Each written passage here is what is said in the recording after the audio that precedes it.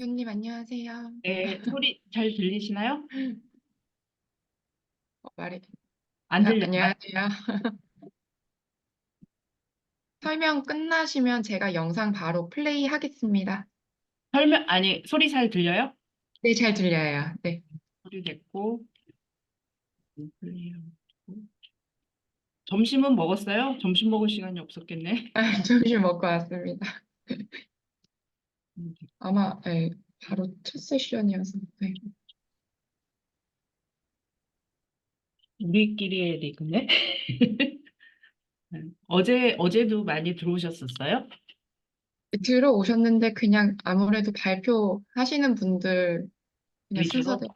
네, 근데 그 푸펫 그 총장님 그쪽에 가셨어가지고 어제는 말레이시아랑 뭐 베트남이랑 계시는 분들이 좀 있었어요. 참석을 하셨어요. 음, 네. 시간 시작하시고 됐어요? 싶으실 때 하시면 될 것 같아요. 기록은 하고 있거든요. 앞에 거 자르면 돼서. 네. 네. 그러면 시간 됐으니까 시작할게요.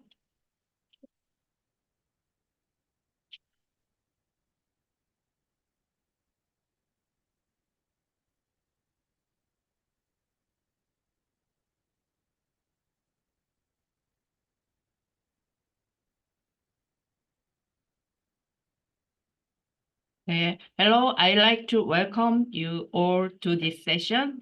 This is Ms. Che, Professor of Department of Asset Management at Seoul Digital University in Korea. I'm delighted to have the opportunity to moderate and presentation in K-ASEAN RMI Forum. I'm a member and director of the Korea Financial Consumer Association and the International Financial Consumer Association. I'm studying and researching financial consumer protection. The topic of this session is ASEAN Economy and Business, International Conference and Post Development and Financial Consumers. There are 9 presentations in this session. Each speaker is given 30 minutes. Each speaker will be given about 20 or 25 minutes to present and 5 or 10 minutes for questions. We've invited new special guests from around the world, so we'd appreciate it if you could take a moment to briefly introduce yourself before your presentation. The first presentation will be given by Myung-Chang Lee and Bo-Hyun Kim of Sungkyunkwan University in Korea. The topic of the presentation is competitor or collaborators trade relationship between South Korea and China in Vietnamese ICT industry. This presentation is a recorded presentation.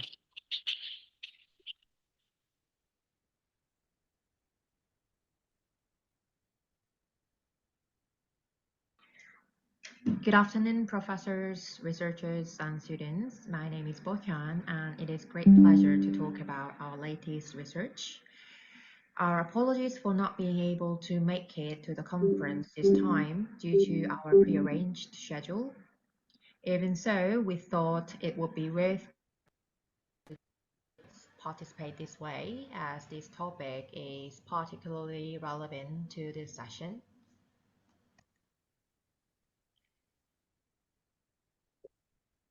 So the focus of our study is the trade relationship between South Korea and China within Vietnam's rapidly growing ICT market, aiming to provide a deep analysis of the current dynamics and forecast potential future trends. Even if you might be familiar with what ICT stands for, let's touch down briefly on this. So ICT is an acronym for Information and Communication Technology, which refers to all technical means used to handle information and aid communication. So this includes both computer and network hardware as well as their software. So essentially, ICT products are products specifically relevant to ICT. We paid attention to this topic because of the following reasons. So first of all, since the shift in global supply chains following the COVID-19 pandemic and ongoing US-China tensions, ASEAN countries have emerged as the crucial market players. Above all, the government of Vietnam has identified ICT as a major industry and economic growth driver. Moreover, with Vietnam's National Digital Transformation Program, Vietnam is projected to demonstrate the fastest growing digital economy, implying a new battleground for ICT trade among the market players.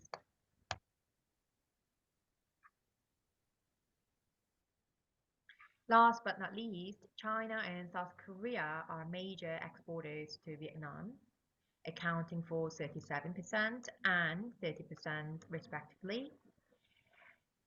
Moreover, internationally recognized sources suggest not only their dominant positions but also the intensifying competition between two countries.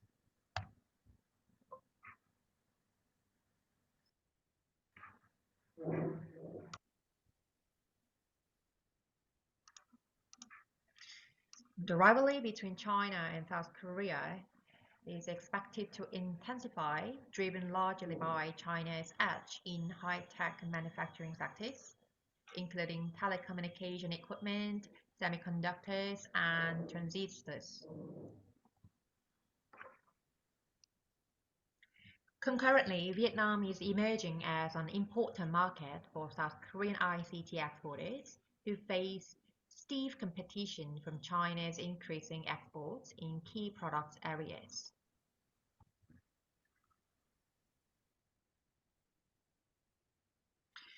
Particularly noteworthy in this context is the significant proportion of intermediates in Vietnam's IC imports from China and South Korea, accounting for 74% and 84% respectively.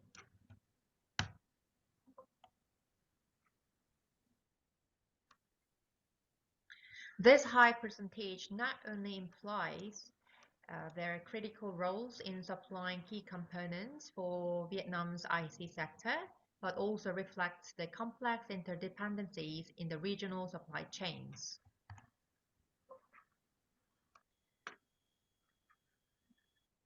Furthermore, intense competition is found in specific product categories, particularly like SITC 764 and SITC 776. While China stands as a formidable competitor to South Korea in Vietnam, its status as the largest provider of South Korea's ICT exports, constituting 35%, hints at a nuanced interdependent relationship where increasing exports to China could indirectly bolster South Korea's presence in Vietnam.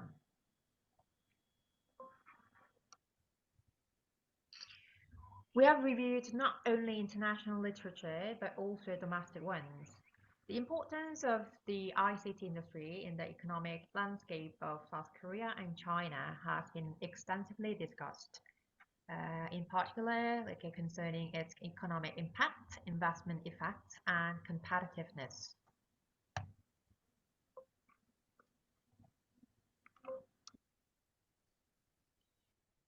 On the other hand, Chinese scholars have expanded the scope of analysis to include ASEAN member countries, offering a broader perspective on the regional ICT trade and dynamics. Besides, China's investment in ICT infrastructure in ASEAN countries significantly impacts the increase in their exports and, over time, their imports.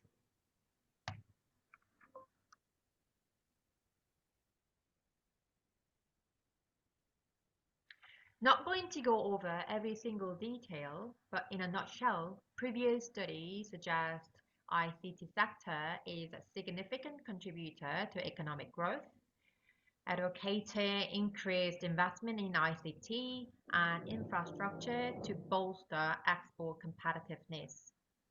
And the recent literature showed that the scale of investment in export destinations, export exchange rates, GDP size, and trade dependence, price indices, and ICT development levels have significant impacts, which we also included in our analysis.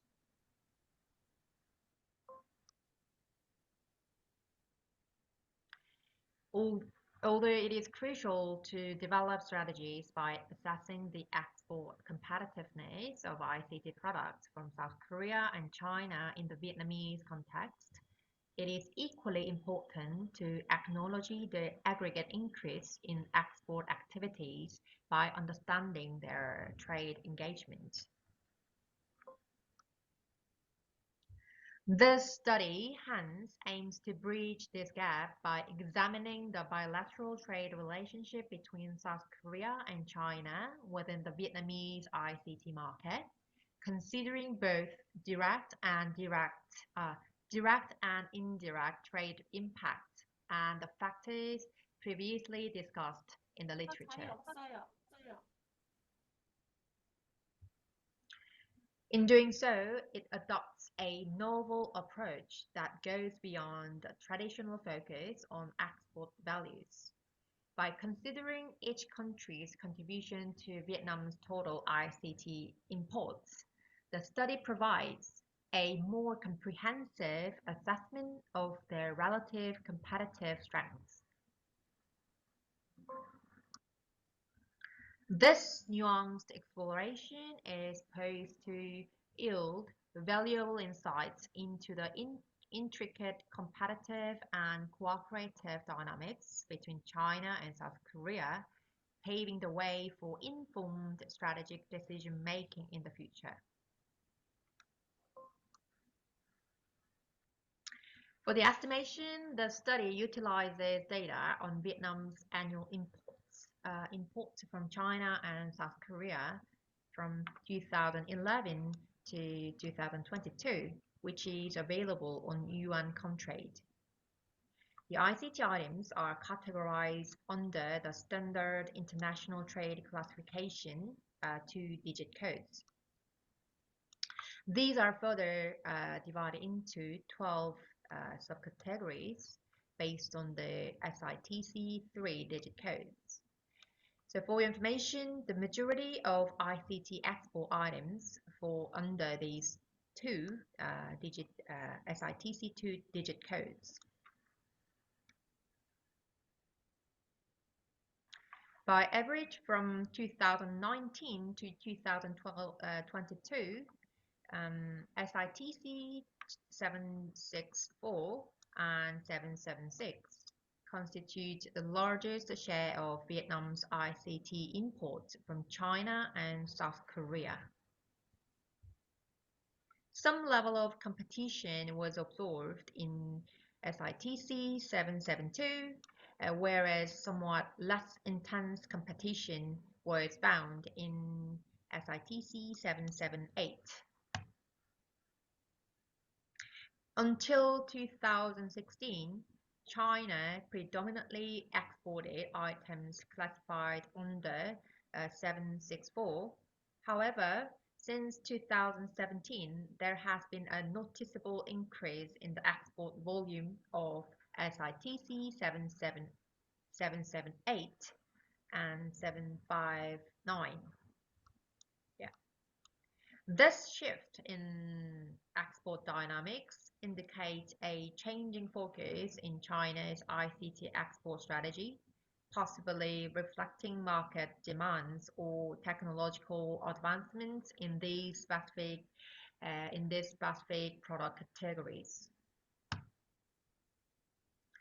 With the data explained earlier, we used gravity model. Pioneered by Dutch economist Jan Tinbergen in 1962, the model has evolved as research models that examine bilateral trade between two countries. The fundamental idea of the gravity model, that the force of attraction between two countries proportional to the product of their masses and inversely proportional to the square of their distance. Given Vietnam is the single export destination and its geographical proximity to China in the context of this research, physical distance is excluded from this estimation. So this adaptation allows for a more tailored analysis focusing on variables identified influential in ICT exports as highlighted in previous research. So accordingly, the contribution of China and South Korea to Vietnam's ICT imports are formulated in these two equations respectively.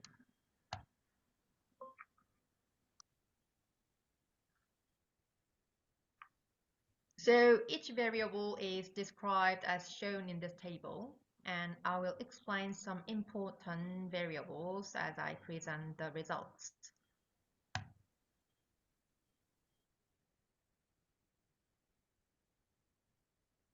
The following table shows the descriptive statistics, but let me just skip on this.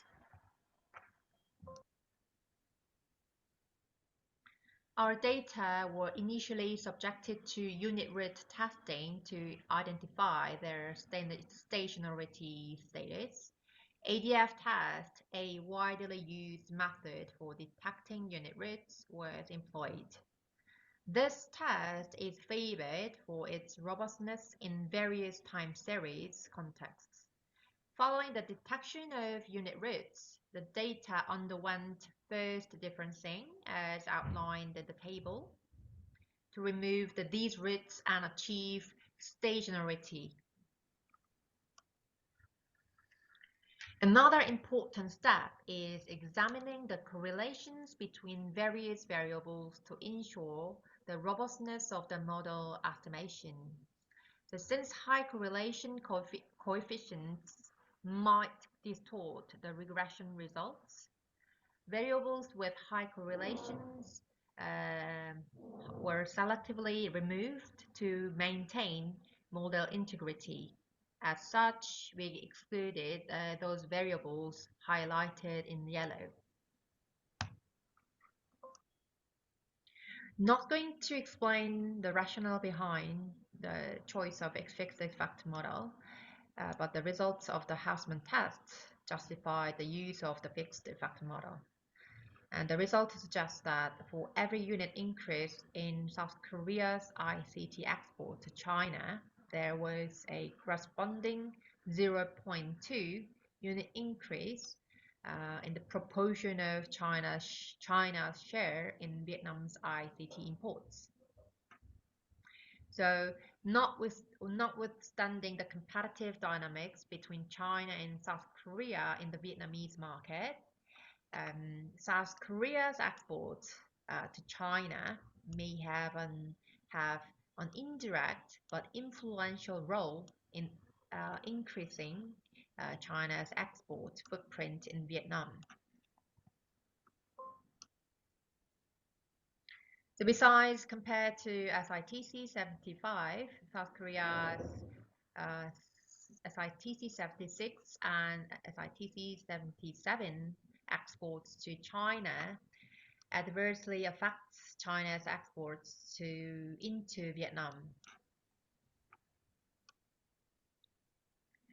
The negative coefficients of both dummy variables in the fixed effect model indicates that the presence of SITC 76 and 77 product categories has a significant negative effect on the proportion of ICT imports that Vietnam sources from China.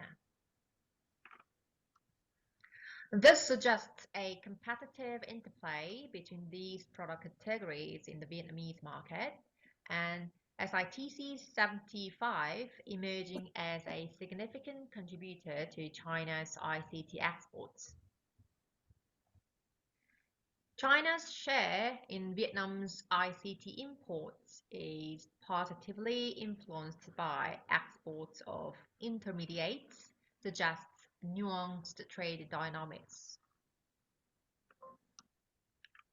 On the other hand, global economic policy uncertainty index, exchange rate volatility, and proportion of investment in the export target countries did not statistically significantly influence Vietnam's ICT imports. Next, the following table shows valuable insights into the determinants of South Korea's share in Vietnam's ICT imports. For every unit increase in Vietnam's ICT imports from China, there is a correlation of a marginal decrease of approximately 0.1% in South Korea's share of Vietnam's ICT imports. On the other hand, for every unit increase in Vietnam's imports of SITC 77 as opposed to 75, the share of South Korea's ICT products in Vietnam imports experiences a corresponding increase of about 0.1%. Again, for every unit increase in exports of 76 and 77 from China to Vietnam, South Korea's share in Vietnam's ICT imports slightly increased by about 0.1%. Among these, the impact of 76 was more pronounced than that of 77.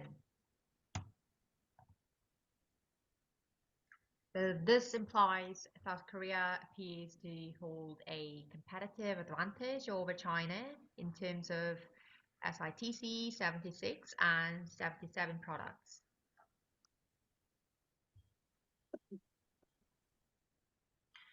Moreover, an increase in Vietnam's imports of intermediates positively impacts not only China's but also South Korea's exports.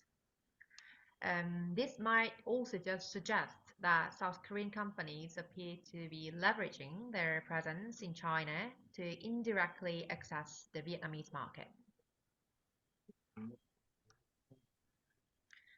Furthermore, for every unit increase in Vietnam's GDP, South Korea's share in Vietnam's ICT imports decreased by about 0.21%. So this suggests Vietnam's economic growth reduces the dependency on ICT imports from South Korea and China, with the impact being more pronounced for South Korea. Largely, no statistical significance was found in terms of global economic policy uncertainty index and the scale of South Korea's ICT investment in Vietnam. To summarize, this study aims to identify the factors influencing the growing market shares of South Korea and China in the Vietnamese ICT market, while also examining the intricate trade connections between these two countries. Our findings suggest a nuanced, interdependent trade relationship in the ICT sector between two countries. And also, South Korean companies appear to be leveraging their presence in China to indirectly access the Vietnamese market.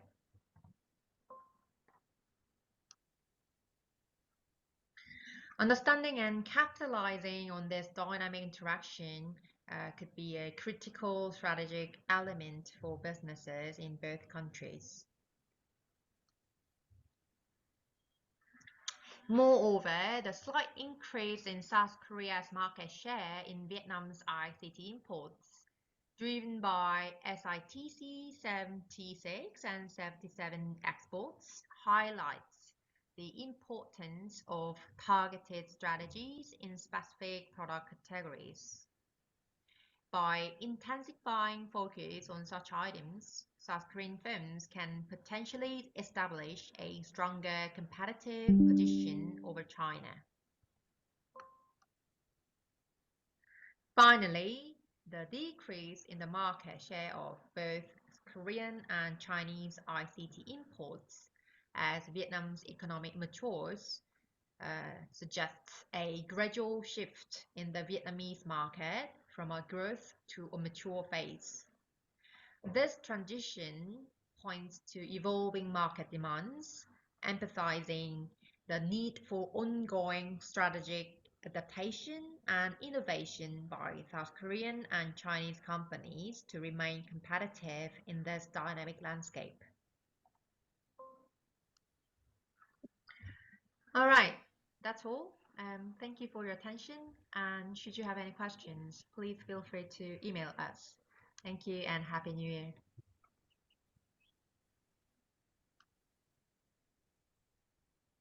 Okay, thank you for your presentation. This presentation delved into the ICT trade nexus between South Korea and China within the Vietnamese market. This research reveals that an increase in South Korea's ICT exports to China indirectly boost China's export volume to Vietnam, suggesting a mutually dependent trade relationship. Conversely, the rise in China's ICT exports to Vietnam is found to adversely affect South Korea's export performance in the Vietnamese market. Please comment on this presentation.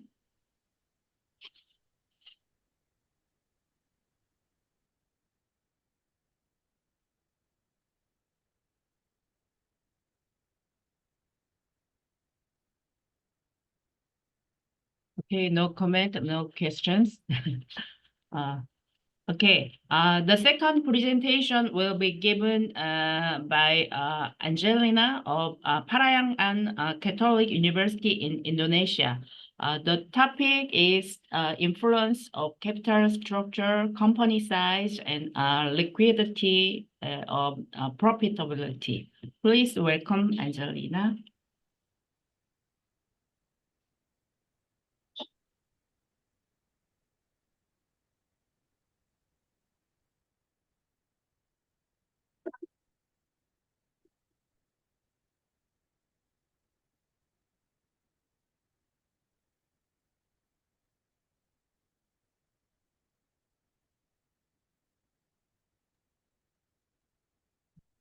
Thank you, Miss.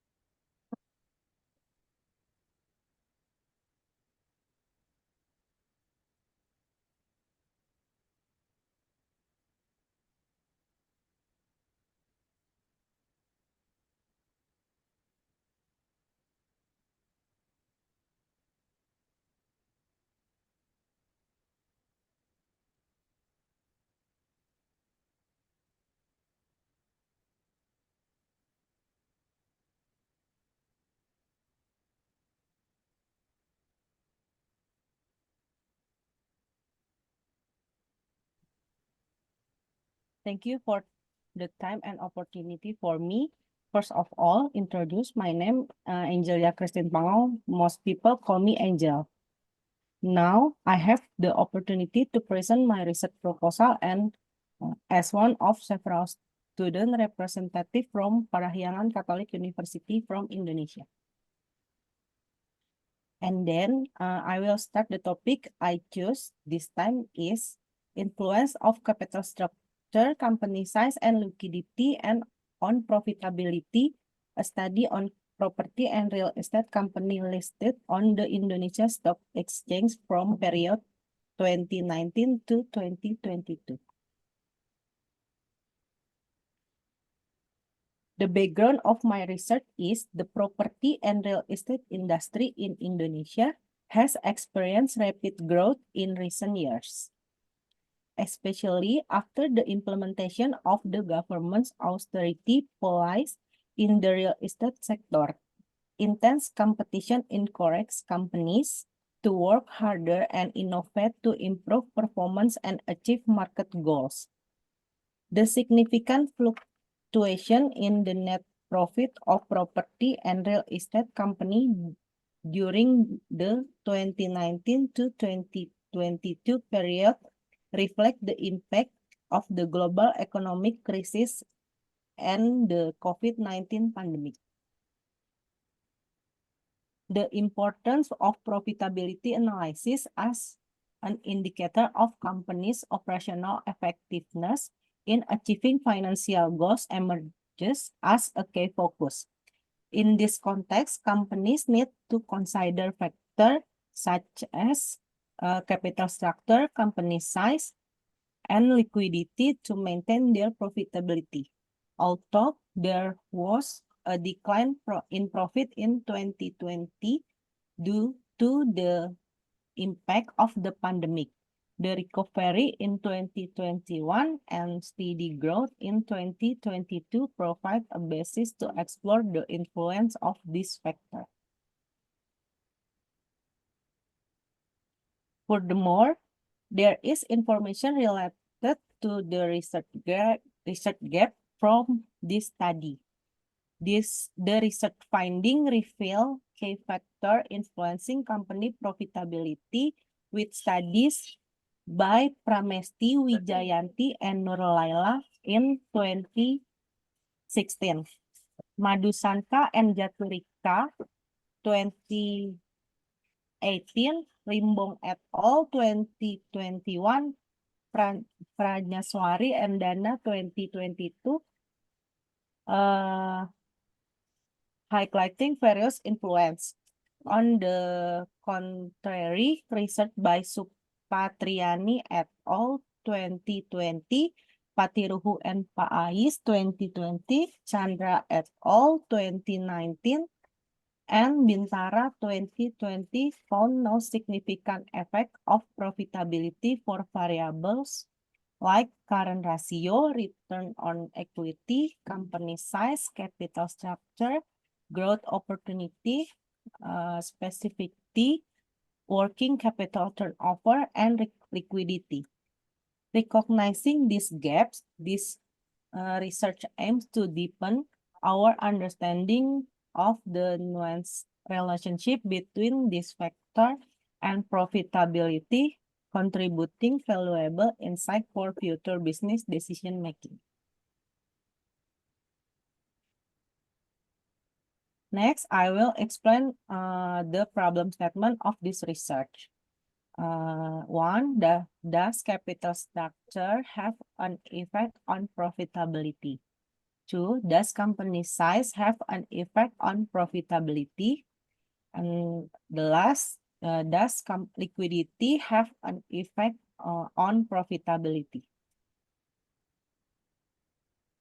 Then the objective of this research are to test and analyze the effect of capital structure on profitability in order to understand its impact on the company's financial performance. To test and analyze the effect of company size on profitability in order to evaluate the extent to which company size affect profitability.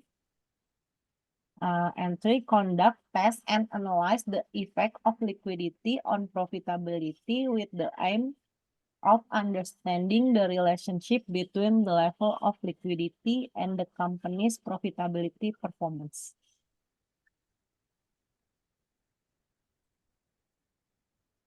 Furthermore, there will be several variables that I explained in this study. The independent variable are capital structure, measured by debt to equity ratio and indicate the extent to which the company relies on debt in financing its capital.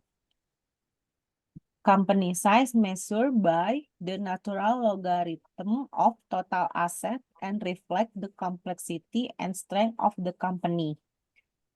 Liquidity measured by current ratio and indicates the company's ability to pay short-term debt. And the dependent variable are profitability, measured by return on asset and reflect the level of operational efficiency and the return generated from investment.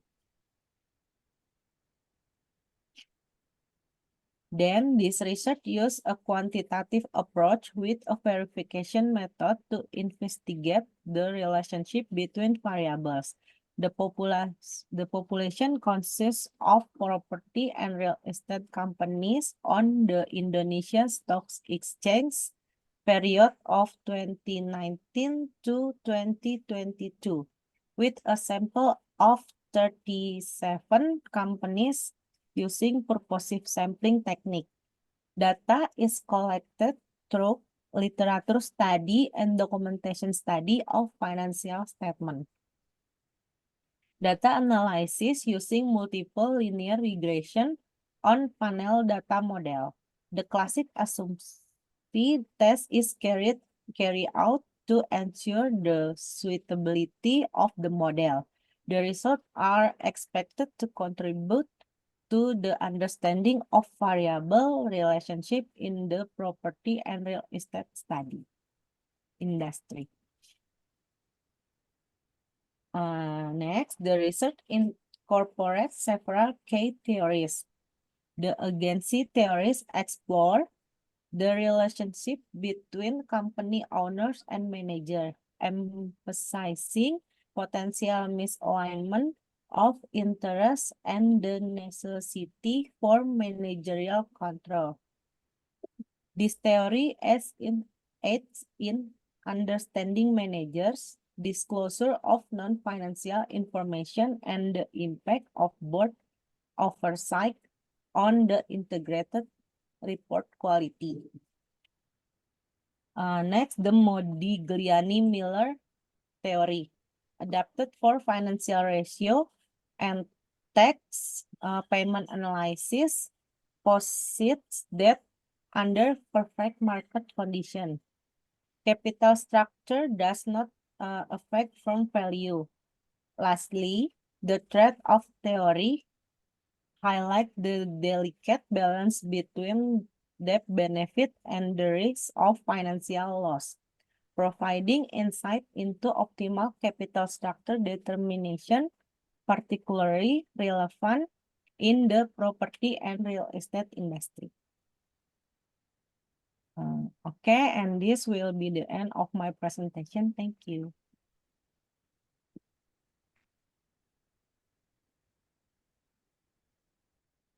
Okay, thank you for your presentation. This study examines the impact of capital structure, firm size, and liquidity on the profitability of property and real estate companies listed on the Indonesia Stock Exchange. This research results are expected to assist companies in managing risk and planning appropriate strategies. Do you have any questions or comments on this presentation?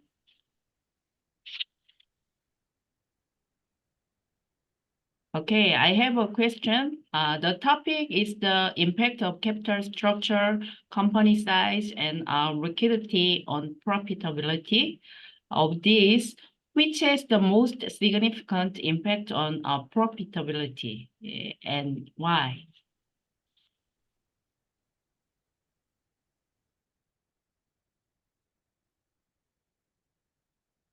Okay, please turn on your microphone, Angelia.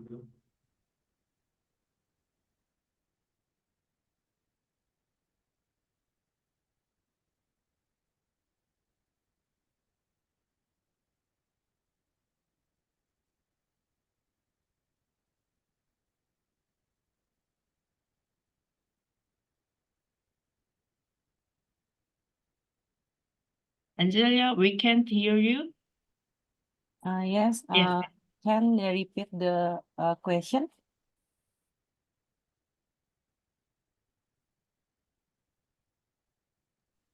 Okay. The topic is the impact of capital structure, company size, and liquidity on profitability. Of this, which has the most significant impact on profitability, and why? What do you think?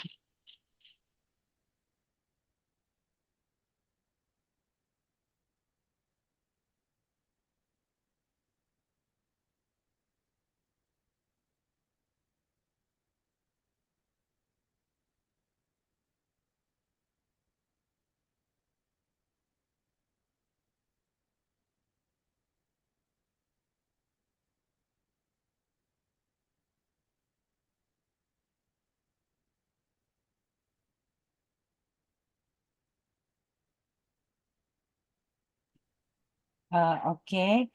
Miss, for now cannot be displayed because it is a new research proposal.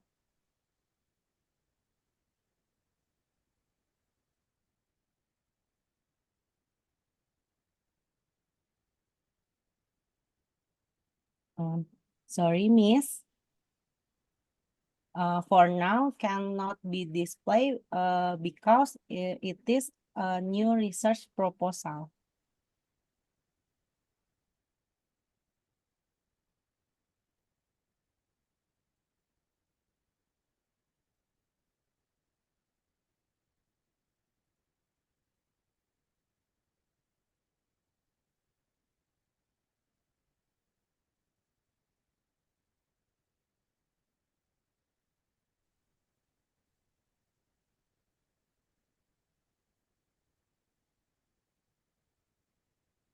Okay. Yeah. Professor Hong Ju-jung, do you have any comments on this presentation? Okay, Angelia, is it your master thesis?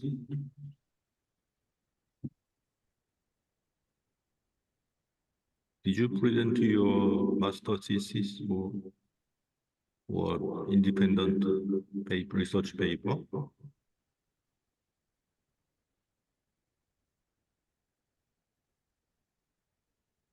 Yes, Mister. This is my master thesis. I see, master project. Okay.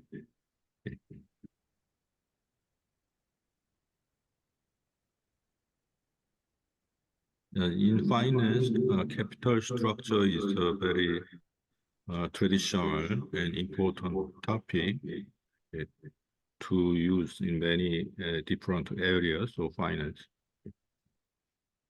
Lots of implication can be driven by the capital structure. Okay. But it's also complicated to do analysis about the capital structure. I guess what things needed to be done for your research on capital structure to get more sophisticated implication. Yes, I'm going to run the data on the next semester. Good luck with your research. Okay, thank you for your presentation, Angelia. Okay, thank you. The third presentation will be given by Mohammed of Parayan Catholic University in Indonesia. The topic of the presentation is the influence of internationalization on performance of commercial bank in Republic of Korea. Please welcome Mohammed. Okay, thank you, Miss, for the opportunity. And then, first of all, I want to introduce myself first. My name is Muhammad Farooq Abdul Hakim. You can you can call me Hakim. And then in this event, I wanna I'm so sorry. Is the presentation okay? I think I will. I share the presentation or Miss Yunjin can. Okay, wait. I will share it first. Okay.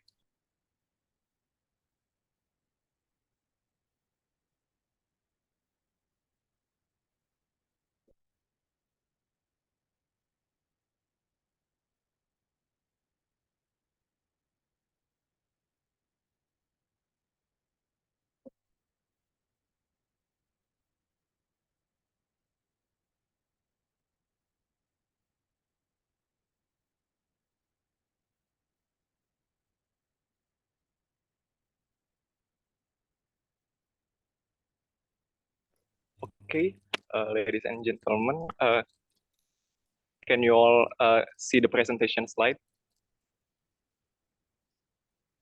Okay, Yes. I want to start the. Okay, okay, I will introduce myself again, and my name is Muhammad Farooq Abdul Hakim. You can call me Hakim. Thank you for Karmi, for having, for giving me the chance to do a presentation. Okay, in this event, I wanna present to you about my research uh, in last year. The topic is about the influence of internationalization on performance of commercial bank in Republic of Korea or in South Korea. Okay, for the next slide is the introduction. Okay, the introduction is I want to tell about global internationalization first. Okay, the flow of globalization has made banks as an intermediary institution increase their operational activity in other countries through internationalization. In the mid of 19th century, European banks such as from England, France, and Germany, they began to increase the number of branch office in Latin America and North America to meet the high demand for capital and liquidity needs in industrial sector. Banks can internationalize by establish foreign branches and then representative office or establishing subsidiaries, local subsidiaries in another country. Internationalization is beneficial for bank, host country, home country, and the host country. Also for the customer.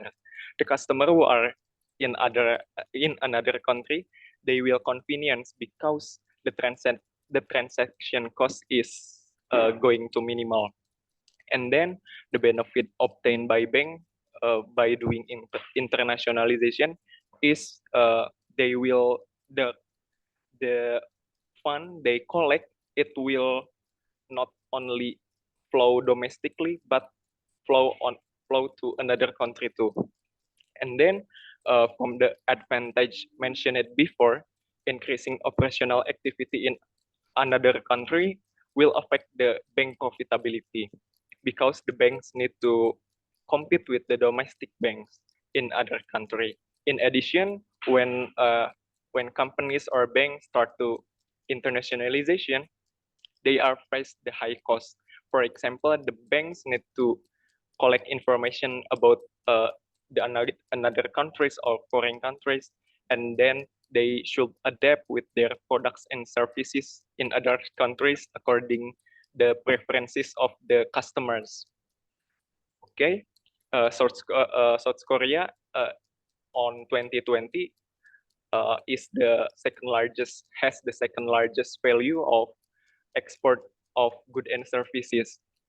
Currently, there are in until 2021, there are 8 out of 12 banks from South Korea that has internationalized, such as KIB Hana Bank, and then Kukmin Bank, and then Shinhan Bank, Wuri Bank, Daegu Bank, Jeonbuk Bank, Gwangju Bank, and Busan Bank.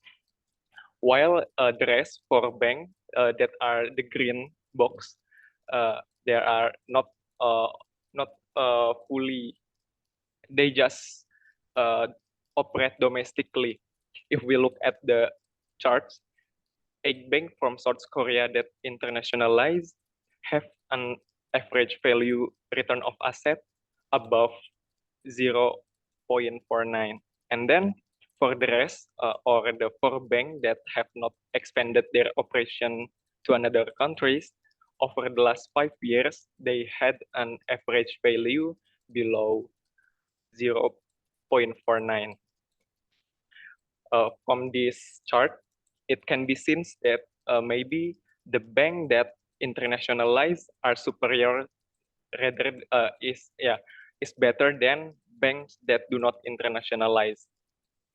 So from the introduction that I mentioned before, I have an objective to investigate the effect of internationalization on the bank performance of 8 commercial banks in South Korea from 2015 to 2021.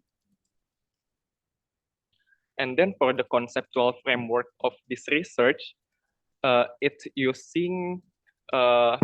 adapted by Barua et al. On 2017 and Otrofil and on 2010.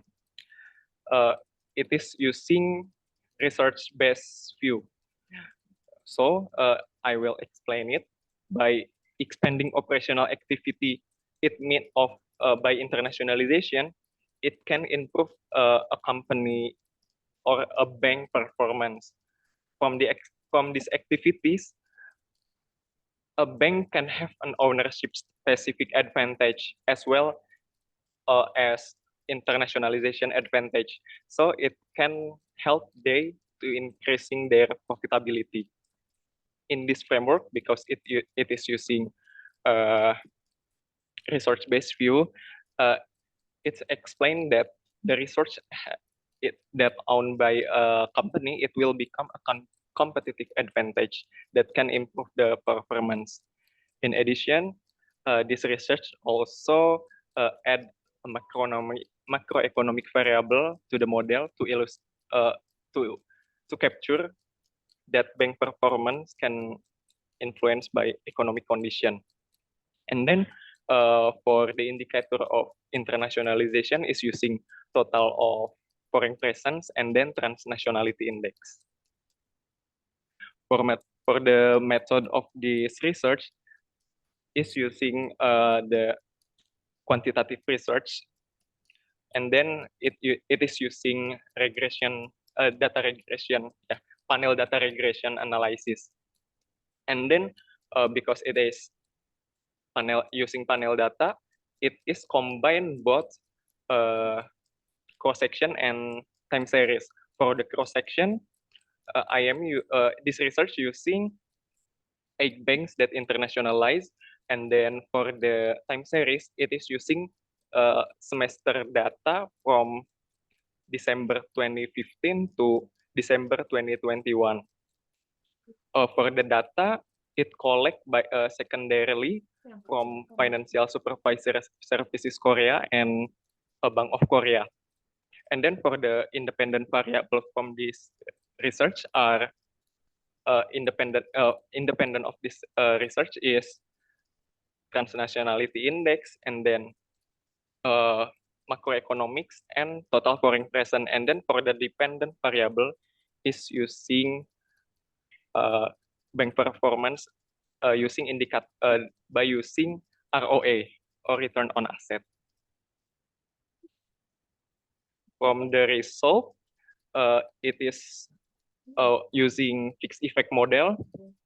The regression estimation shows that internationalization through physical presence, the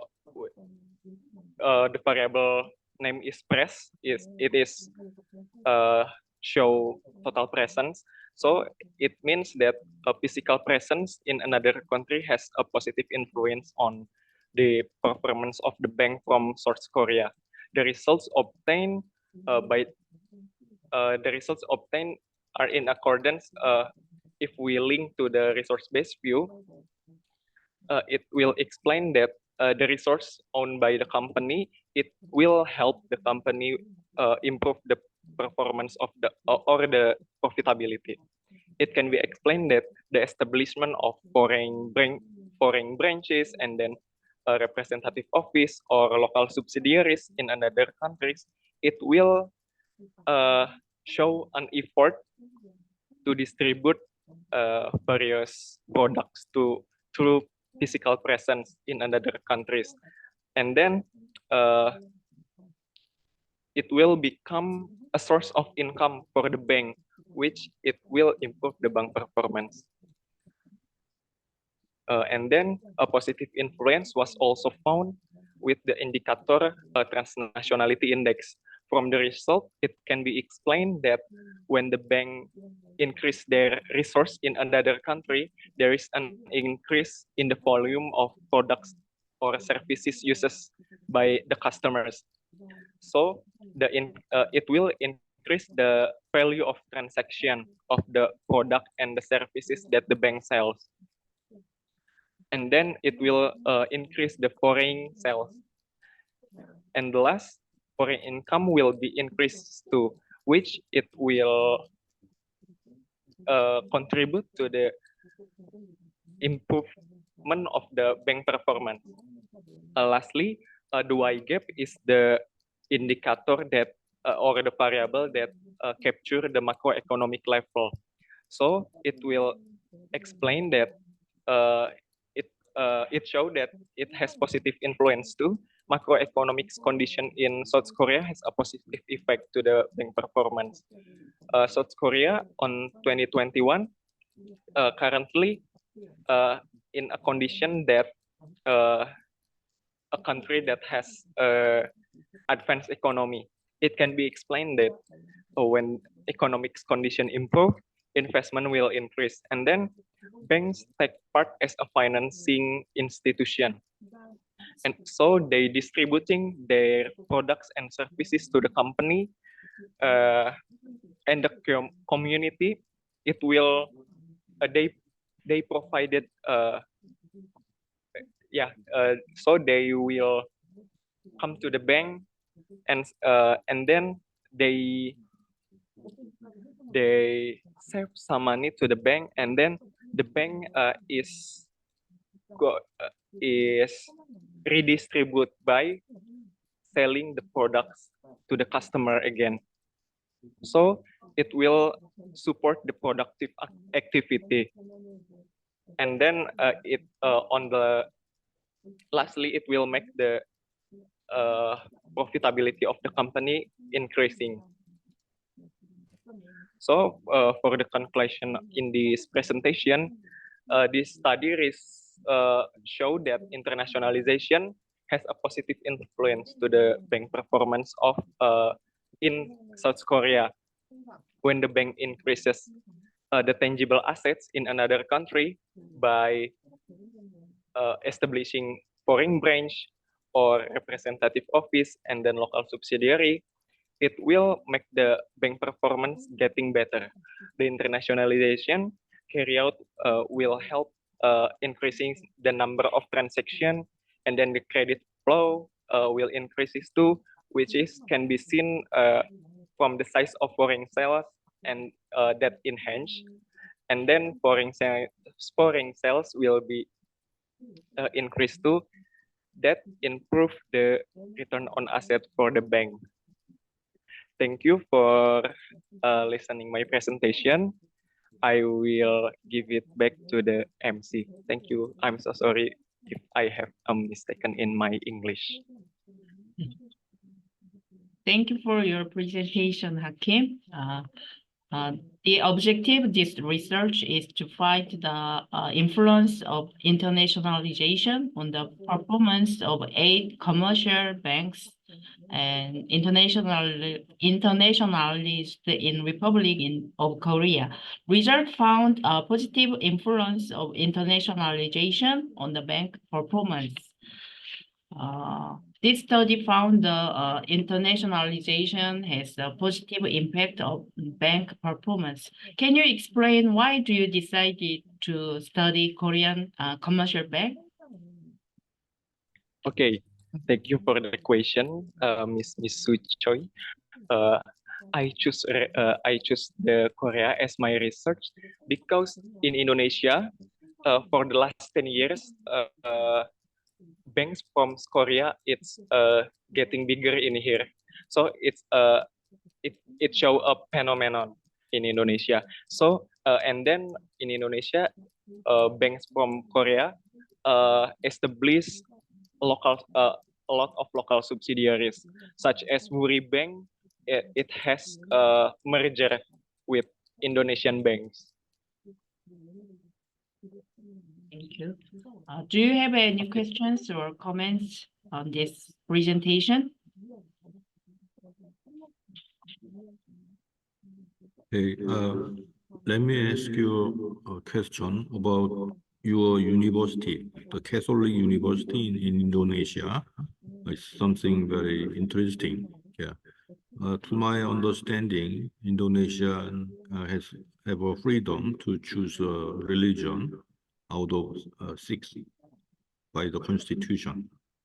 And of course, you can choose Catholicism or Christianism. But what is the admission condition for your university? You should be a Catholic before entering your university or after, or something else. Okay, Mr. Hongju, I'm so sorry. Pardon. Can you simplify the question? Okay. Your university is called Catholic University, right? Catholic Yes, religion. right. Yeah. Yeah. So you should be a Catholic, or you believe in Catholic before entering your Oh, university? no. No. No. No, sir. Okay. Okay, I got the question. Okay. In Indonesia, it's just the name of the institution. Also, the institution is based by religion. In my uni is Parahyangan Catholic University. It just the institution that linked to the institution of the church. So whatever the belief that every student have, it doesn't impact to our study. Okay, it just yeah, it's a personal thing to us. As long as we can study here, yeah, we can study here. We uh, we can call it. Yeah. So you don't have to be It, Catholic. yeah, we don't have to be Catholic to study here. Okay, okay. I am a Muslim. I'm a Muslim. I see. Okay. Understand. Indonesia looks very liberal country. Yeah, But the freedom sure. to choose religion. Okay, that's good. Yeah, right, Mister. Okay, thank you.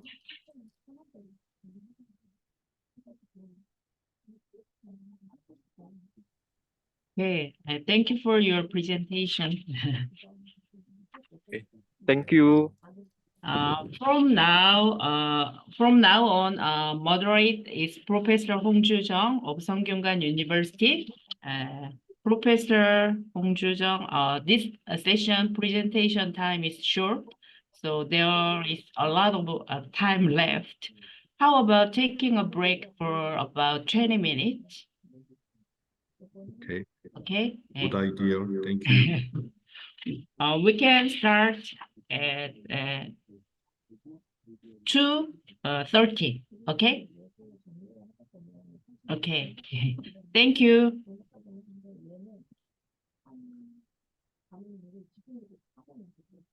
Thank you, Professor Choi. See you in 20 minutes.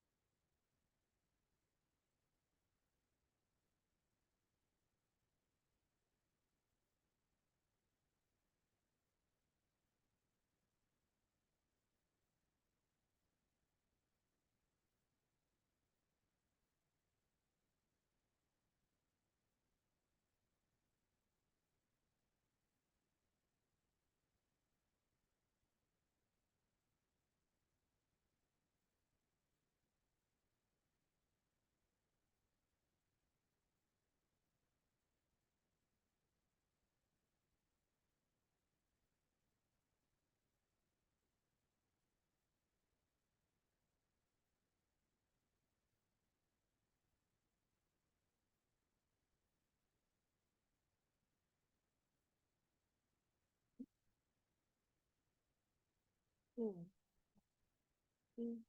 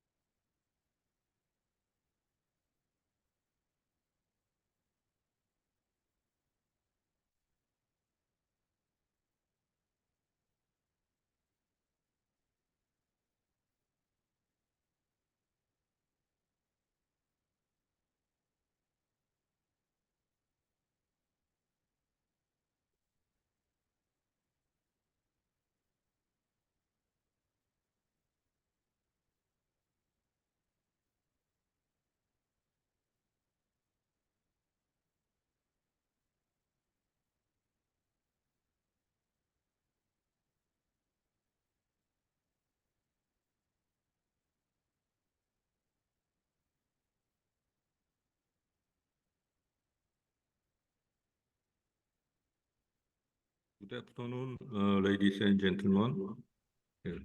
Let's resume the afternoon session again. First presentation is by Professor Manchu. Okay. And this session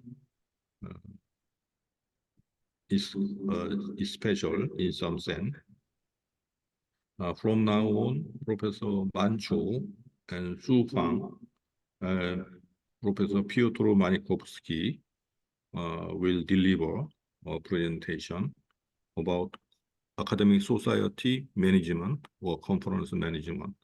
Okay. These three presentations are designated presentation, which are different from other presentations. So these three presentations are focused on the academic society or conference management in order to make kind of develop a host for the academic society in Asian region, including APRIA. So let me explain, give more explanation one by one. Professor Mancho has an experience in leading an academic society called IAFICO, International Academy for Financial Consumers. And Professor Su Fang and Piotr Manikovsky has had an experience in hosting the AFRIA conference years ago. To my knowledge, Su Fang had the AFRIA meeting a few years ago just by online. And Professor Manikovsky hosted the AFRIA conference in a normal way. So through this presentation, you can understand how to manage academic society and how to host academic society or conference as well.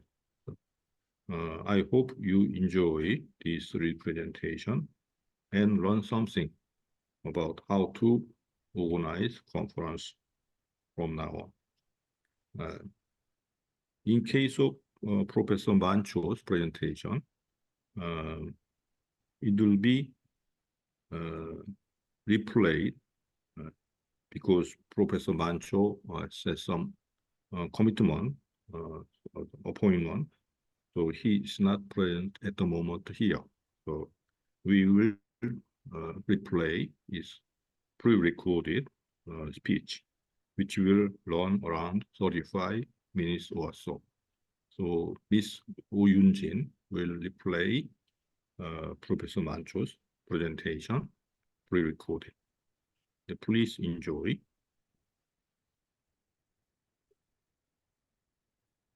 Hi, this is Mancho. I'm teaching at the KDI School of Public Policy and Management in Sejong, Korea. And it is my honor to have a chance to give a talk. I also want to appreciate Professor Hong Ju-jung and other organizers of this conference. And I'm sorry that I could not attend in person because of my other engagement. I just want to wish all the participants to have a fruitful and enjoyable time in the conference. And my talk today will be about my experience with one international academic association, IAFICO, IAFICO, International Academy of Financial Consumers. And upon request from Hongju, I prepared some of the lessons that I like to share from my tenure as a chairperson for that organization. So first, let me do the screen share for the presentation material that I'm going to use. Okay, let's see. Okay. So the title is Leading an International Academic Association, Lessons from My Experience with IAFICO. And I provide the abstract. So if you want to read some key points from my presentation, please go over the abstract. And this is the outline. I will first describe the organization in the high level in terms of its main activities and so on. Then I want to spend some time on two questions. First, why do we need international research collaboration? In fact, more now. So I put some slides from my ongoing research on that to answer that question. And just as a background, I have been teaching fintech in the KDI school, and I also did some research during the last several years about data platform and AI-driven innovations in finance and other fields in our society. Then the second question that I'm going to go over is about the research agenda for IAFICO.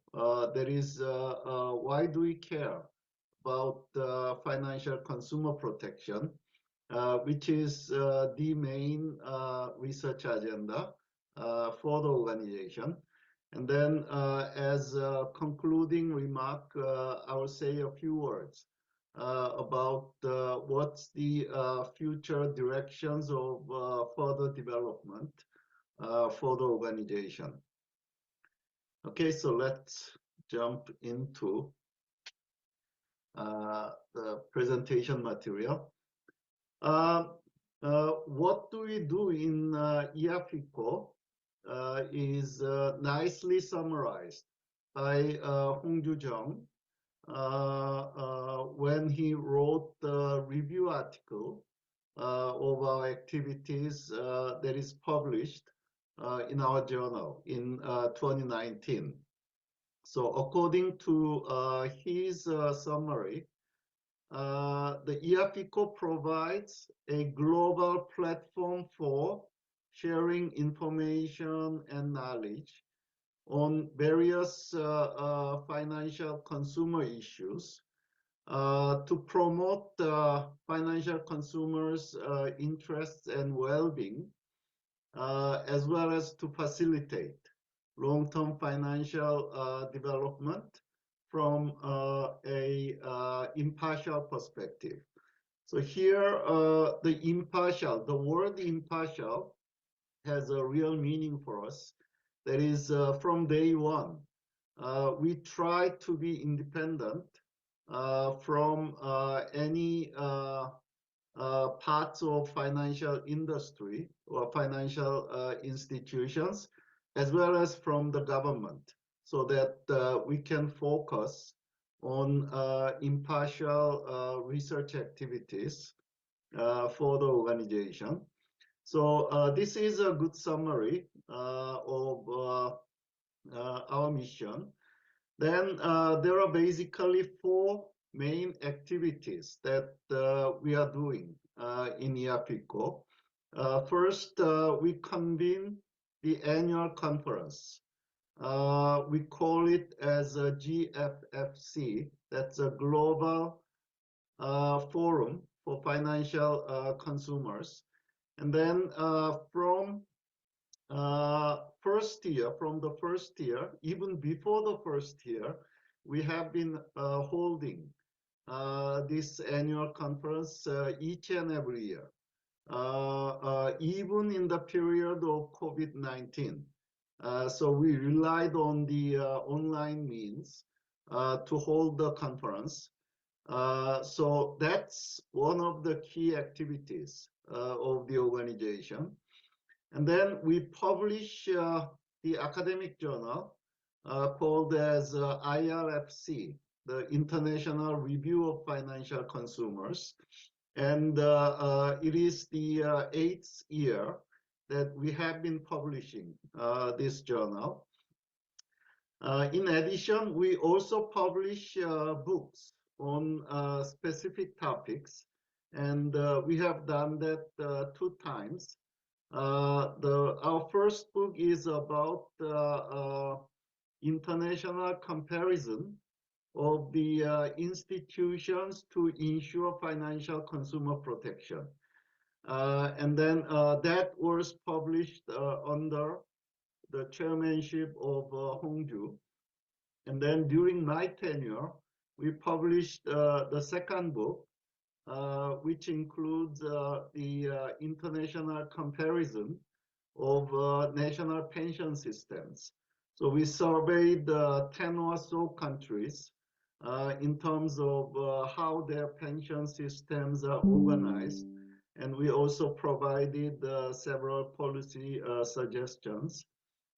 Then we also organized some occasional seminars on various topics of importance. So those are the key activities that we are conducting in this organization. And then I put some pictures just to give you some idea as to how our activities look like. So the first page shows several pictures from our annual conferences from 2014 to 2019. I could not include a couple of pictures because of space, but these are the GFFCs, the seminar, annual seminar that we held in different places. Then the next page shows the picture from the the transfer ceremony from Hongju to myself for the chairmanship.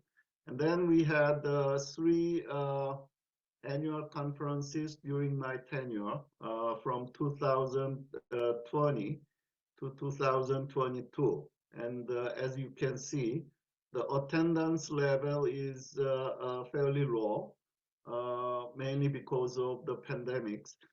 But the conferences in 2020 and 21, they were online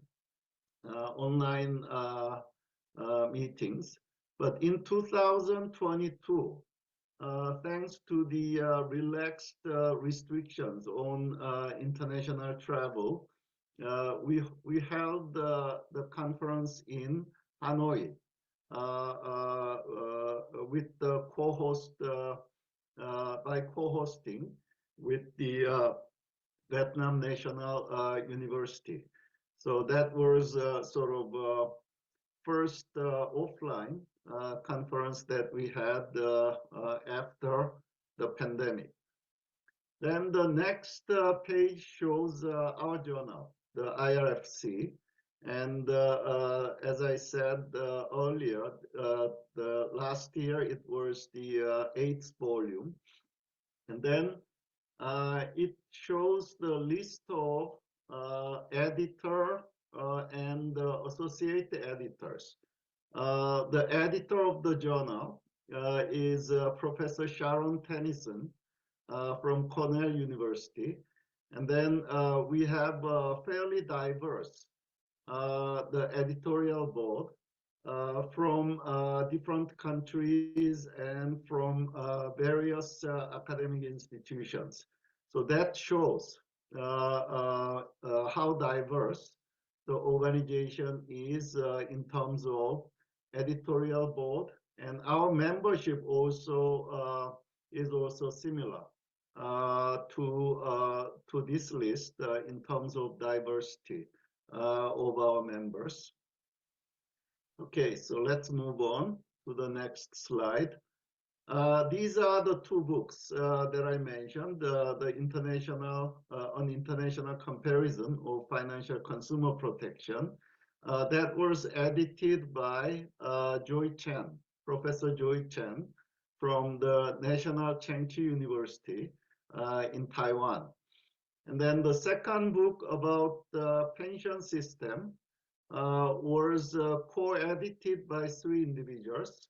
Hongmu Lee from Waseda University, our current chairperson of IAPICO, and then Professor Gianni Nicolini from University of Rome in Italy, and myself.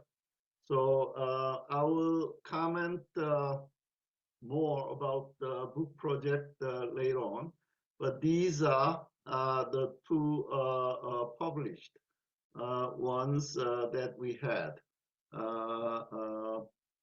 in our prior years. Then I just listed some sample of occasional seminars that we held, and mostly from my tenure. And as you can see, we covered fairly diverse topics like financial supervision and financial consumer protection policies, and Financial Consumer Act in Korea, which was recently passed. In fact, it was in 2020, same year. And financial education and consumer lending. Okay, so that wraps up some high-level description of our activities. Then let me spend some time on why do we need more international research collaboration now? I believe there are two main reasons. First is the technology. The second one is knowledge and experience sharing. So as to the first one, we all know that the world is changing very rapidly because of the technological advancement in the information and communication field. Then there is a particular topic called as general purpose technology. That's the drastic technological advancement that impacts very broadly on consumers as well as on national economies. And I listed some of those general purpose technologies in the next page, so I'll briefly go over them. And then in the financial service sector, what we see as fintech, financial technology, DeFi, decentralized financial intermediation, insurtech, supervision tech, robo-advisor, P2P lending. There are all kinds of the alternative intermediary means. And all of them are essentially enabled by three elements: data, what we call as big data, platform, internet and mobile platform, and AI, the machine learning, and recently the ChatGPT and the generative AI are getting a lot of attentions worldwide.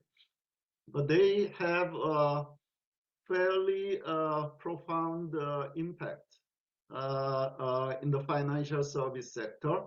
But the thing is, these changes have both benefits as well as costs in the financial service sector. So we have to try to maximize the benefit, but reduce the costs, particularly those costs on financial consumers at the same time. So I don't want to go into the more details, but this is where we are. And then the issue is how to protect financial consumers in this rapidly evolving era. So consumers get a lot of benefit because of reduced transaction cost and increased convenience and so on. But at the same time, there are all kinds of digital frauds, digital financial frauds, such as voice phishing, messenger phishing, and so on. Then there are international divide. First, intergenerational divide in terms of adapting to this changing environment in the financial markets and utilizing the benefits of this change among young people versus old people versus very old people. So there is an intergenerational divide within a given country, as well as there is an inter-country divide in terms of having benefits of these technological advancement. For example, there are three particular countries that stand out in terms of developing and enjoying these technological advancement that include the US, China, and UK. Obviously, US is the most prominent country that initiate and having benefit from this technological change. But China is not that distant second in terms of investing and developing innovations from these DPA driven environment. And UK is a fairly distant third place in terms of developing and getting benefit from this technological change. Then there are a bunch of other countries, other developed countries versus developing countries. So given that, I think it is very much needed to have cross-country knowledge and experience sharing by understanding consumer issues in the financial markets in diverse countries. So that will lead to more insightful research as well as more welfare-enhancing public policies. So in sum, I think that's, in my opinion, they represent key reasons that we need more research collaboration on financial consumer issues right now. And then there are some slides that I provided as further information. And I don't want to go over all of them, but maybe a couple of them. This slide shows the evolution of GPT, global, the general purpose technologies in ICT fields. And during the last half century. In fact, the start of all those DPA-based innovation was when Intel, the US company, developed the microprocessor in 1969. And then microprocessor is the predecessor of the semiconductor, what we call as a semiconductor. And because of that, there were all kinds of computers were developed and supplied to households, firms, and governments. Then in 1989, there was a World Wide Web. It was the architect of WWW was one engineer from UK, but it was the US that implemented the World Wide Web in a large scale from early 1990s. And then we have a smartphone in 2007 developed by Apple. And then the World Wide Web basically connected all those computers, and then smartphone enabled us to use those connected computers in our hands. And then the putting information, downloading and uploading information became so easy. Then during the last 10 years or so, a particular type of AI that we call as machine learning, trained by big data, is regarded as a next generation GPT in the ICT area. And as mentioned earlier, large language model and the artificial general intelligence, AGI. They are the topics that are getting more and more attention. Then there is a cost of these technological progress. One such cost that is getting some attention is called as darknet. Darknet is the internet platform in which people can trade illegal or criminal products like drug, even killing someone. Those kind of criminal activities are mediated through these dark nets. And the platform called as Silk Road is one such example.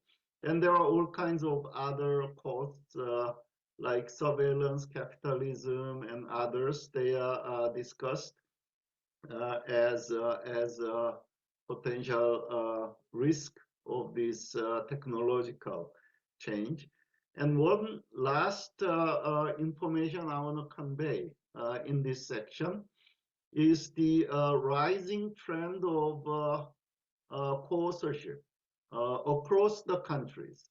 And we collected some academic studies in a large number in finance and medical science. And we found it that the average number of authors in the top journal has been increasing, like about 2%. No, it was about 1% in late 1990s to 4.5%, 4.5 authors on the average. Then cross-country collaboration is also increasing. And as you can see here, there are multiple country the publication. The US, this gray area is multiple country publication, and over time, this portion is also increasing. So that shows one example to indicate for some complicated research topics, we need more international collaboration, and I view these fintech as well as financial consumer protection as such topics for which we need to cooperate more internationally going forward. Okay. Then the next topic I want to spend some time on is why do we care about financial consumer protection? And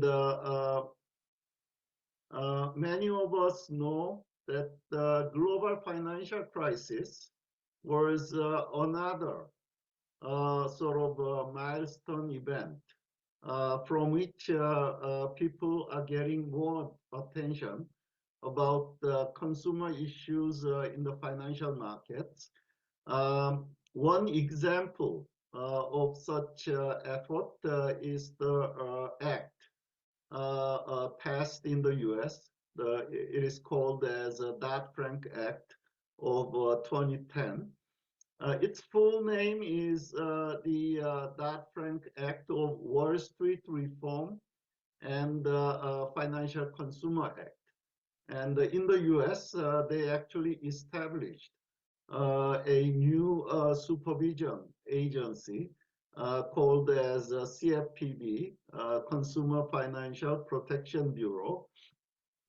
And so that's one indication that the different countries got more serious about providing a proper institutions to ensure financial consumer protection. Then there are multilateral organizations such as OECD, the World Bank, and CFPB that publish about the FCP. But one interesting phenomenon is that they suggest a set of good practices rather than best practices, which indicates that our thinking and research on this topic on FCP are still in an early stage.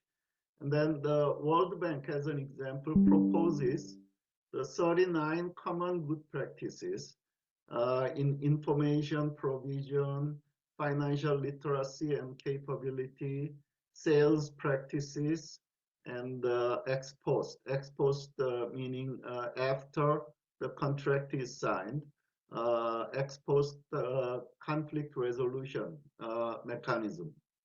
So the research works on consumer protection, both in a theoretical sense and in an empirical sense, are very much evolving and multidimensional in my view. And so that's why we need more research that are more thorough and sound in nature. So then let's see if there is any.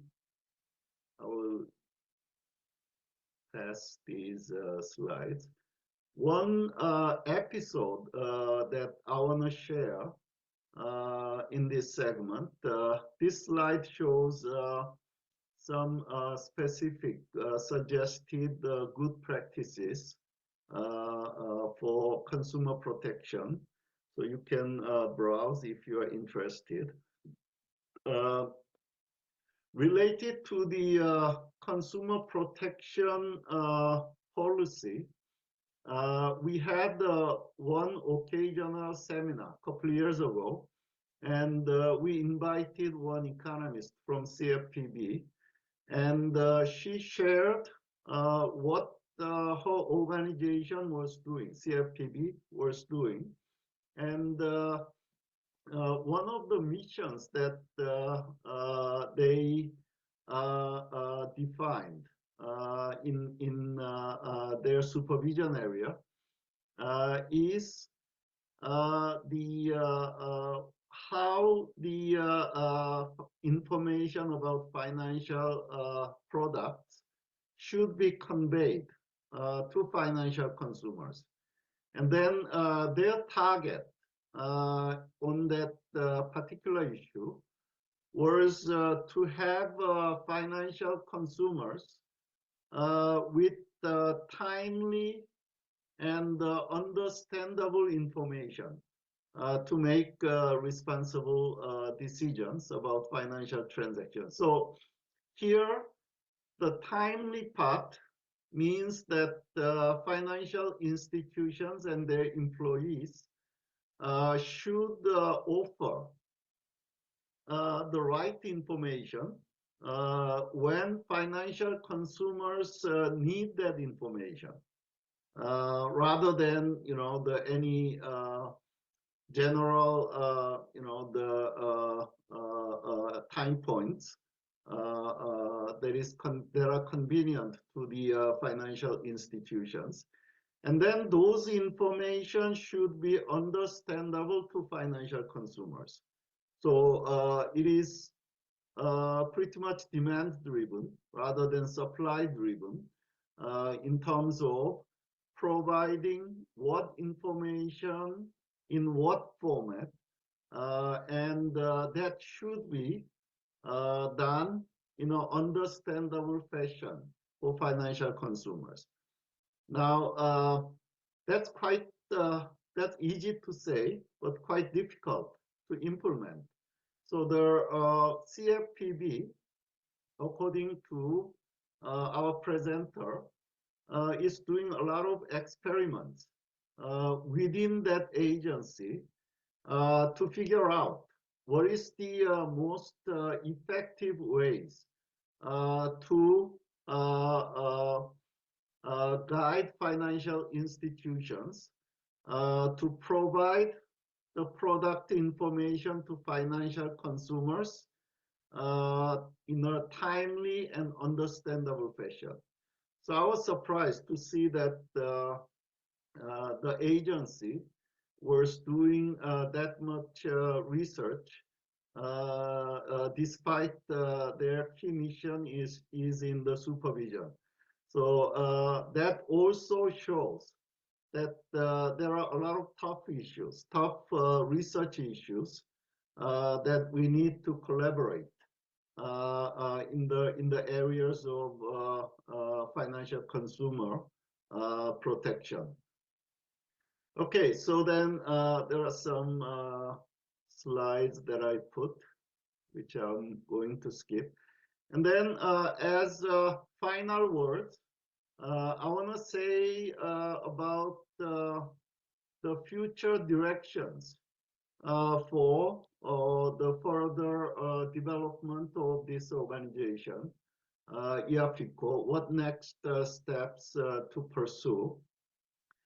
The first direction is to expand the membership base.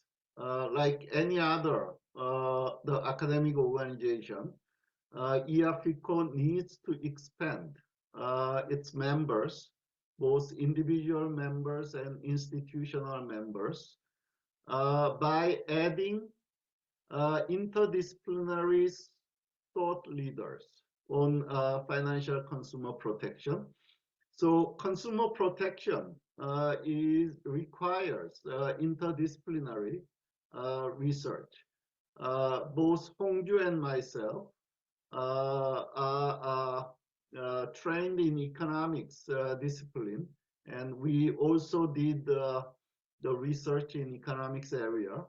But we need experts and thought leaders from the legal science and law and consumer economics, and even from engineering, like computer science, to cover those diverse and evolving research topics that the organization is dealing with.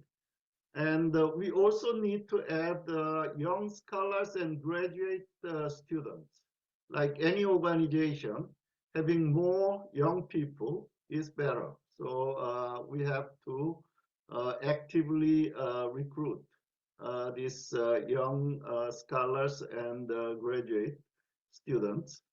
And then we also need to add more institutional members, particularly those generous organizations that sponsor our activities, as well as more active participation from their members. And good example is ABDI, the Asian Development Bank Institute, which has been sponsoring our annual conferences during last several years. Then the second direction is to get the journal accreditation, which is a very important issue for any respectable academic association. And our editor, Professor Tennyson, and others have been trying to get this accreditation. And recently, we are transitioning from our local publisher to a global one, De Gruyter, and then we are working on it. And for the future development of the organization, I view this as one of the most critical issues that we have to work together. Then the third one is to publish more books. So we have done that twice, as mentioned earlier. And it's very useful to do as activity of the organization. But frankly, it requires a lot of effort and legwork. So it needs help and cooperation from many members. But organizing our thoughts and research findings on a particular topic through this book format will be very meaningful for promoting what we do in IAFICO. Finally, we have to enhance our financial resource. And I think we have been quite successful in doing that. And then over time, our budget is increasing. But we have to be careful going forward in increasing, or we have to be more active in increasing our revenue and at the same time controlling our expenditure. Okay, so those are what I view as key directions of further development for EAFICO. And in closing, I just wanna wish best to the next management team, including Professor Hongmoo Lee at Waseda University and Professor Sharon Tennyson. Professor Hongmoo Lee is our next chairperson. And then journal editor, Professor Sharon Tennyson at Cornell University. And then there is one last person that I want to recognize her help and effort, Dr. So-Young Lim. And she has been instrumental for this organization from day one. She was a PhD student of Professor Hong Ju-jung, and now she's teaching at Waseda University. But she did a tremendous amount of work from day one for this organization, for various conferences and other activities that we have been doing. Okay, so that's all I prepared for my talk. And once again, I'm sorry that I could not attend in person. And please enjoy the seminar and have a useful and productive time. Thank you very much.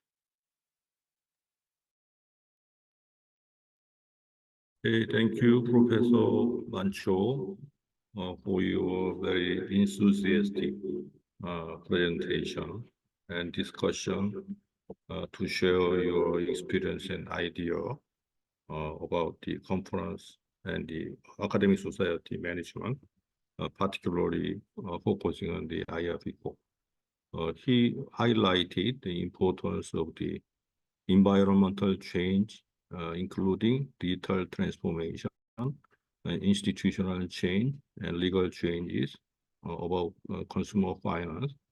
And then he also emphasizes the importance of the human resources, membership, management, and the financial resources, and the expansion of program for development of academic society.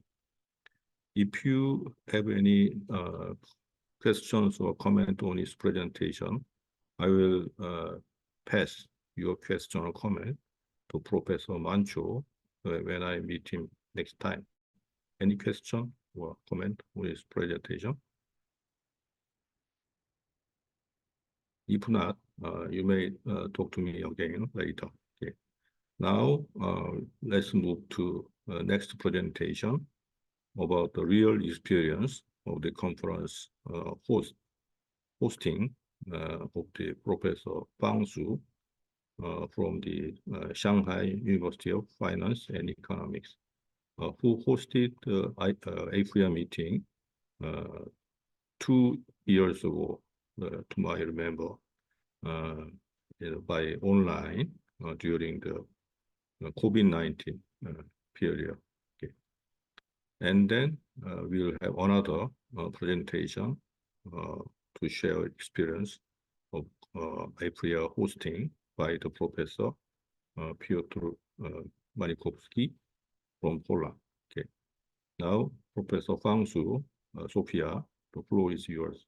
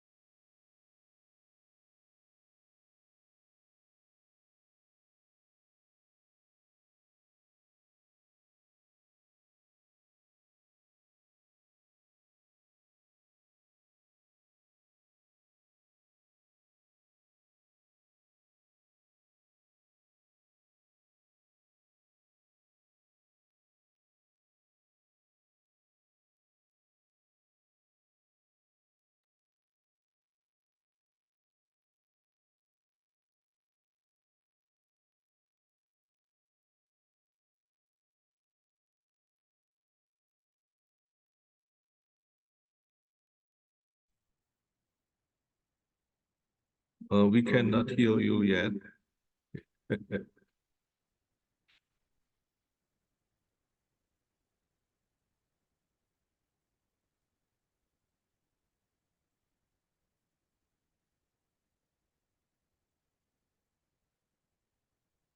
Do you allow Peter to make a presentation before you?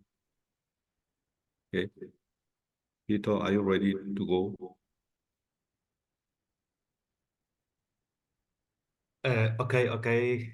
Give me a moment to. Yeah, thank you.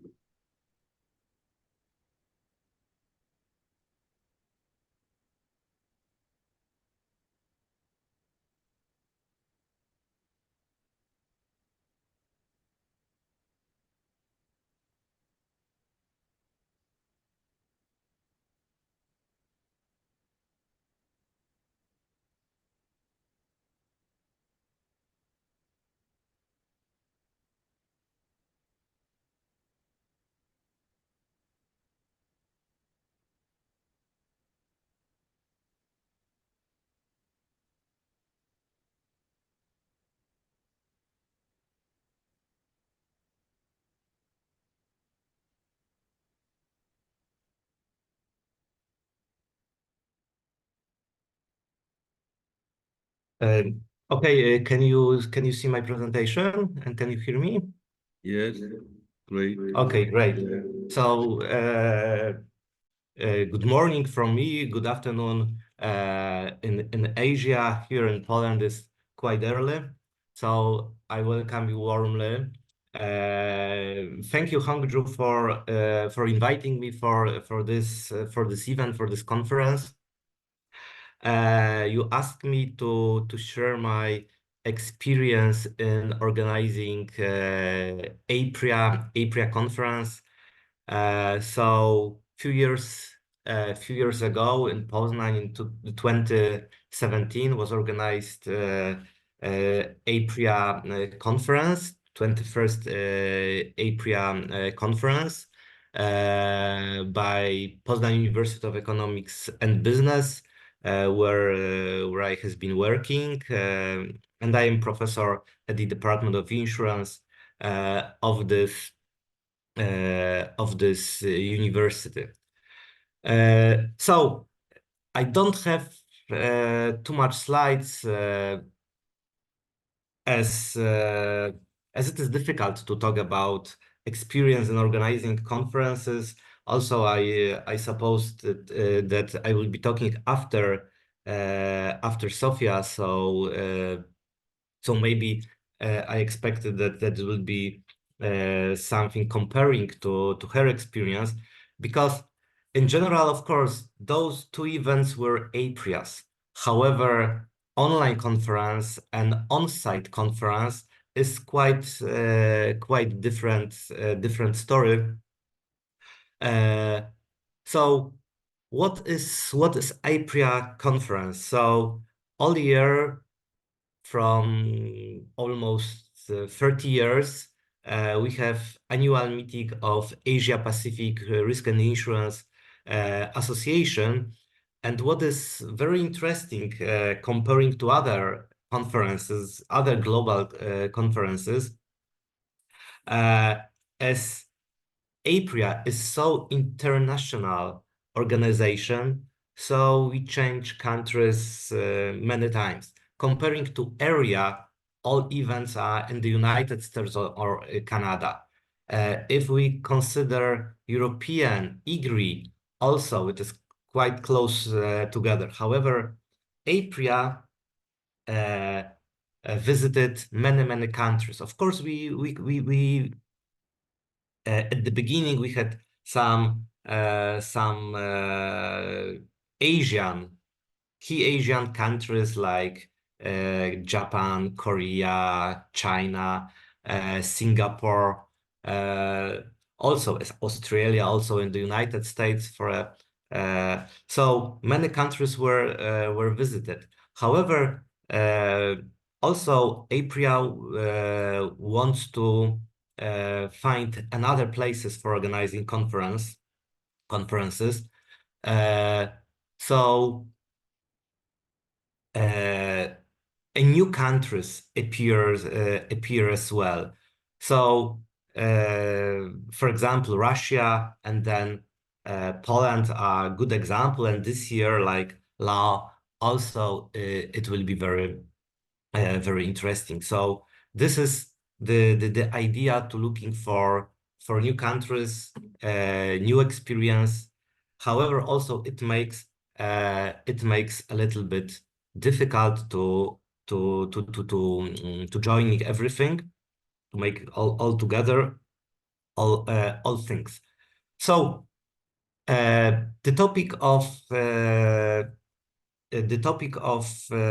conference in Poznań was challenges in the insurance market, transparency and consumer protection. As usual, APRIA conferences are held in the turn of July and August, sometimes at the end of July. However, we have in the turn of July and August, and it was organized, as I mentioned before, by Poznań University of Economics and Business. However, key part of the team was my department, department of insurance. And now I will try to share some basic points which I'm going to discuss. The first issue is the idea of organizing APRIA conference. After visiting several APRIA events, so we were talking with some friends. I believe it was first time in Moscow during 2014 conference when I congratulate Igor Kotłobowski for his great event in Moscow, and in some team we were talking, so maybe we can organize APRIA in Poland. So my first notice, what, in Poland, Asia Pacific conference in Poland? Poland is in the middle of the Europe, not in the Asia, not in the Pacific area. However, I was told that APRIA is looking for new countries, new ideas, new persons, so to open widely for some other parts of the world.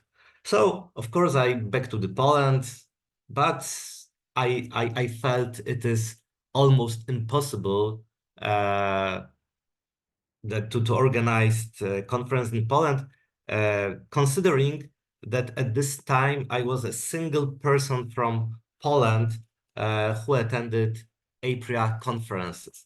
So I was very surprised about this idea. So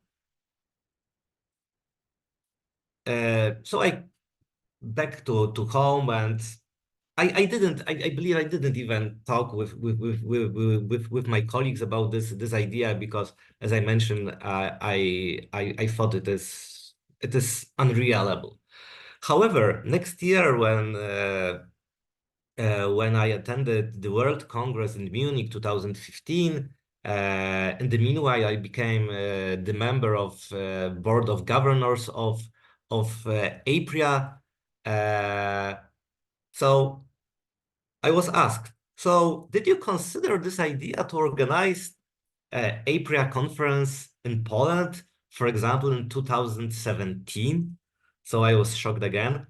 However, then I make a call to head of my department, Professor Lisowski, who also attend APRIA conferences, and we were talking, and we decided, okay, we can try to do it. So honestly speaking, we were pushed to consider, we were encouraged to consider idea to organize this event. So from my perspective, it is very important that more experienced members of APRIA who attended dozens of conferences, so they suggested they suggest people to consider organizing APRIA events. Of course, there are many universities who really want it. However, sometimes it is nice that that people are encouraged to do it, because maybe as myself, I felt no, it is too big, too prestigious for the university, which is outside the Asia Pacific region. So I'm also happy that the same way was done by Hongju, who invited Laos University, Noel and Dean Phuket to organize this year events in Vientiane. So I'm very happy that we have another country. So this is the key issue, the idea to discuss with people, to attend conferences, previous conferences, to see how it is, how can it be organized, and to see that it is possible to do it.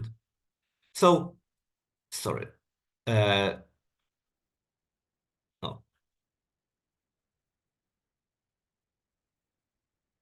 No, sorry. So the next issue is about people. So as I mentioned, the other people are also very important.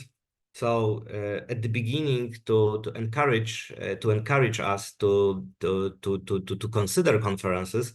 However, when we decided, or we were thinking about organizing APRIA in Poznań, so the key issue was to think about team, so about people who should be responsible for the conference.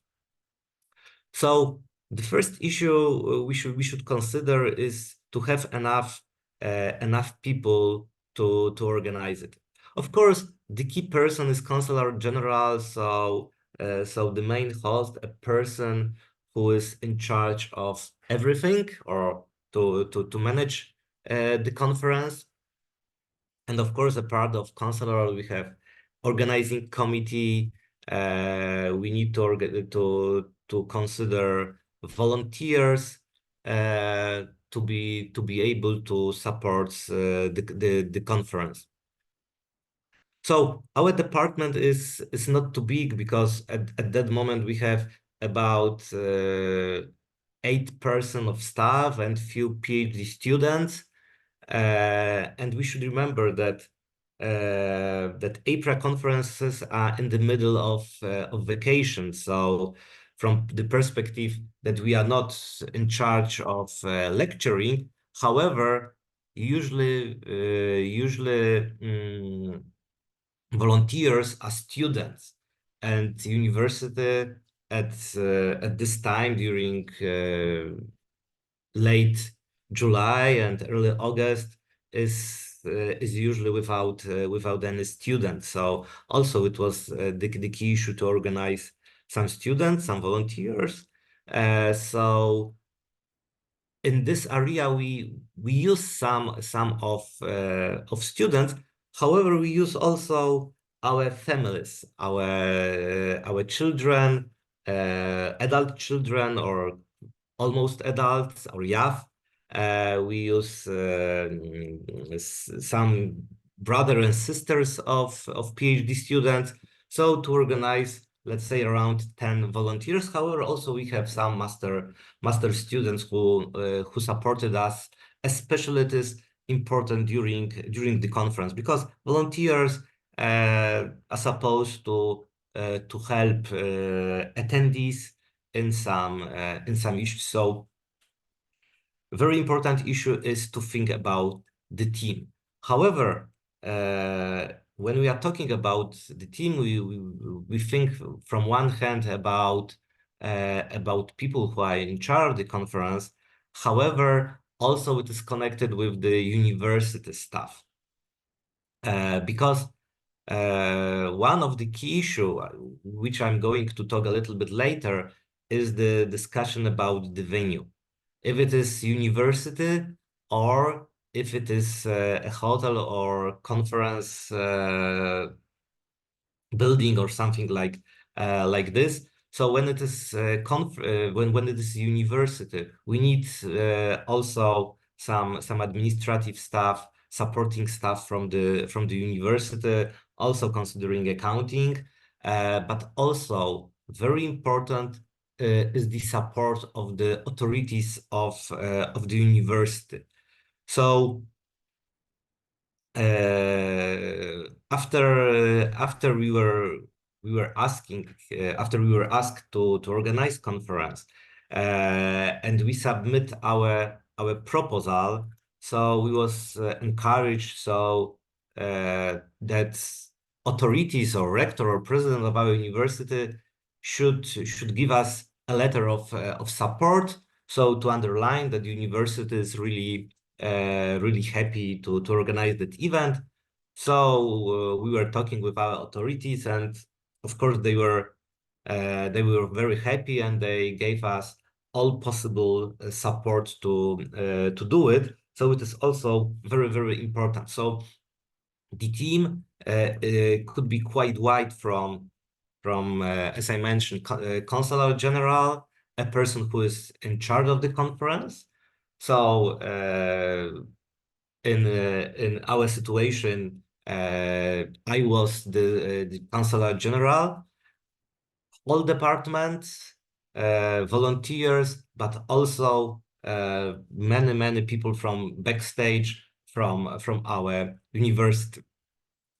So I would like to go once again to other people, because this support of other people, of other consular general or other host is a crucial issue, because I asked many times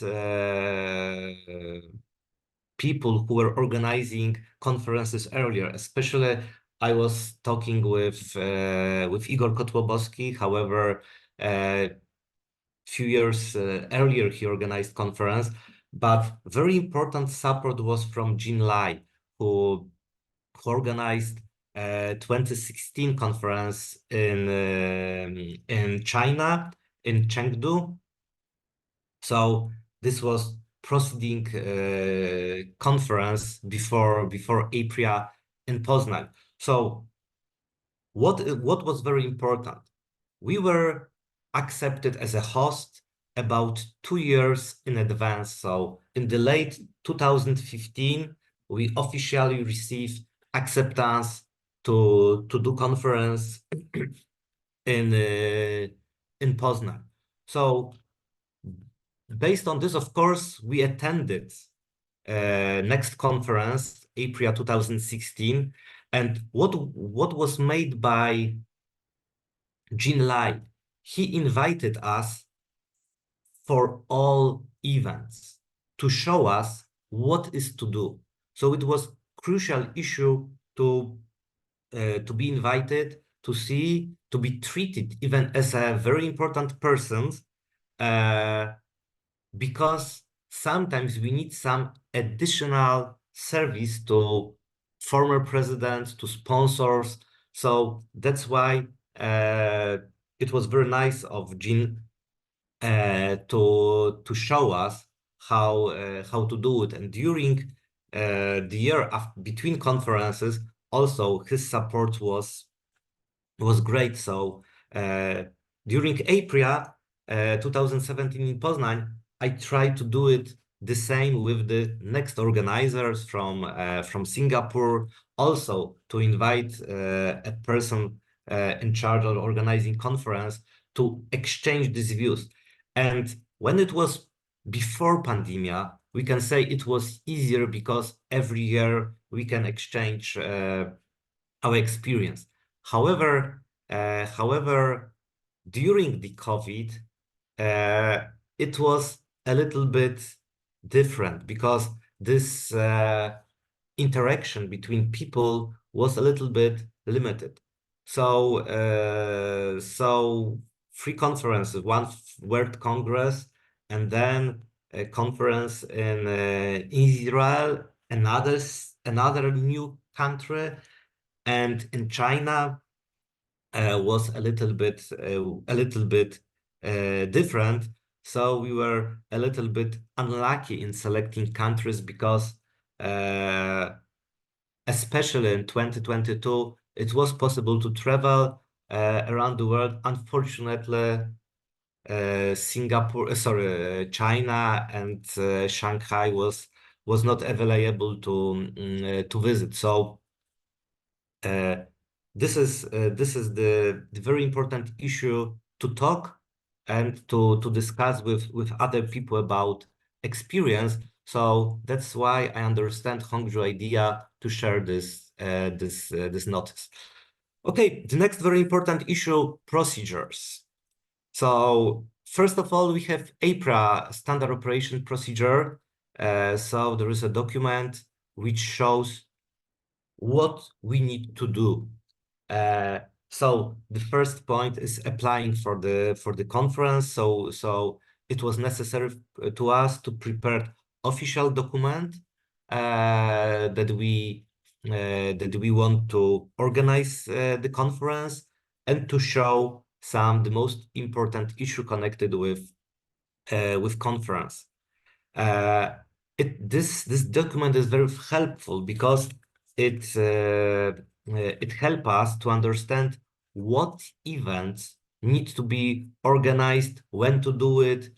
So this is the very important document. However, the next very important issue is to consider, to be aware about internal procedure. My university is a public university, so we have many procedures, including organizing conference. Of course, as I had experience in organizing conferences at our university, because we organized some local and some international, but not so wide conferences. So I was aware about this. However, I can imagine that in many countries there are many procedures, and sometimes it could be quite difficult to deal with this internal procedures who can be treated even as something which give us some limits. So when you organize or you want to organize conference, so one issue is to also consider if you can deal with your internal procedures.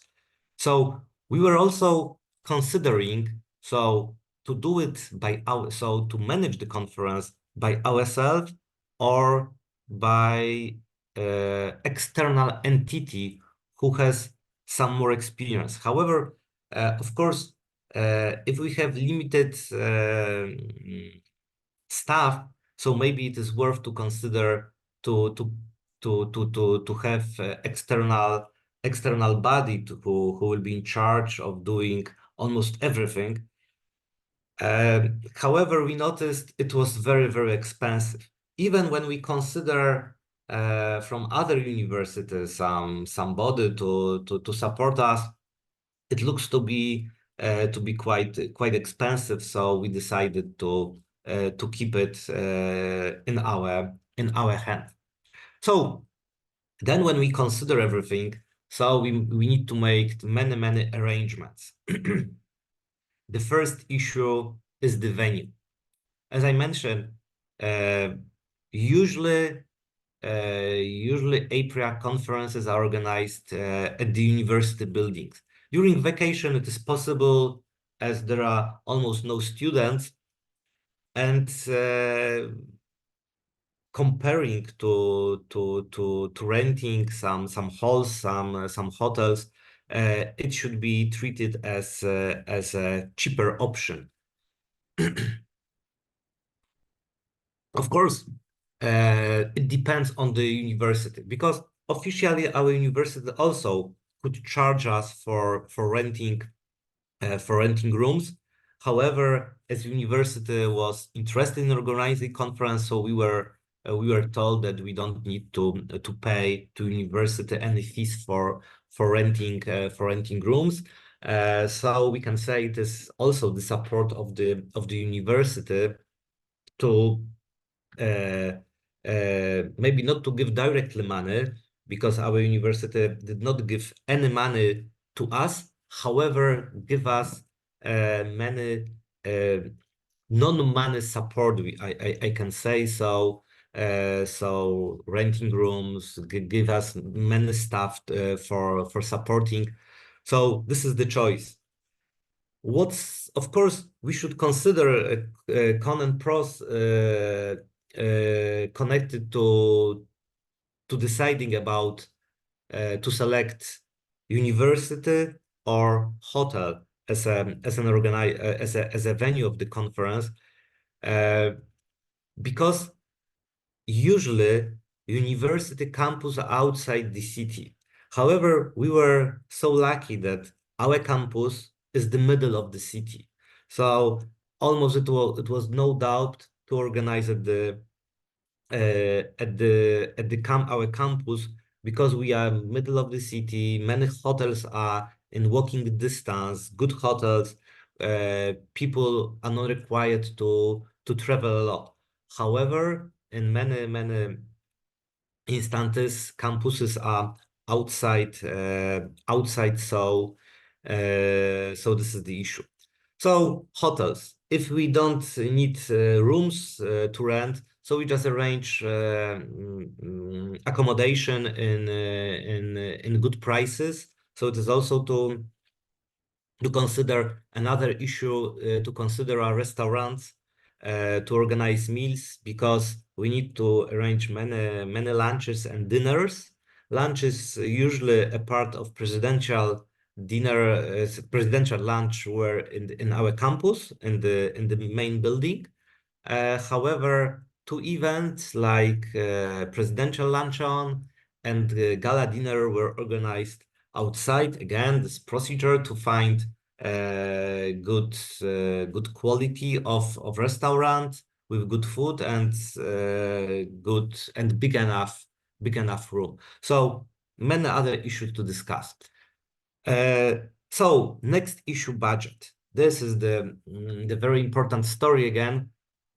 So from one point, we have fees from attendees. So more or less, we are aware what's our fees. So it is around $300 as a basic fees. Of course, there are some differences for members, non-members, for early bird registration, late registration. However, we can imagine the number of around 100 participants who could pay. So this gives us some basic budget. However, without sponsor, it is difficult to organize such a event. So it is again crucial to consider some, especially insurers, brokers, some agencies who can support conference. So we have several sponsors, even very small, but every $1,000 could support the event. So this is important. However, when we talk about companies who support conferences, it is crucial to ask for the support almost a year before, because we have conference in the July, but usually in September, Excuse me, October. Peter. Yeah. May I give you 5 more minutes? Okay, Thank okay, you. 5 minutes is Thank you. good enough. I'm close to the end. So the budget is also a crucial issue. Sponsors are very important, but we should ask them in advance. As I mentioned, in September, October, they create budgets for such a event. So we need to make it good in advance. And of course, we should keep in mind about cost to be inside the budget. So everyone would like to make it as good as possible. However, we need to keep the budget. Of course, as it is under APRIA rules, so if it is negative results, so it is sometimes possible that APRIA supported this negative results, but nobody wants to have loss on the conference. So we should keep in mind costs. Main costs are, of course, meals. If there is no renting room, hotels or accommodation usually is paid by attendees. However, we need to have also some keynote speakers, and some costs of keynote speakers, hotel, planes, should be covered by us. It is to consider if we pay or not some extra money to people who delivering speeches. So in our case, we have our friend as keynote speaker, so we didn't pay them any additional money. However, of course, we covered some costs of them. So also there are some attractions, something which is out of the program, because if we have some keynote speakers and some other VIPs like past presidents, so it is quite it happened year by year that they are invited for additional dinner, for some additional events. So this is what we should keep in mind. And two last points: website.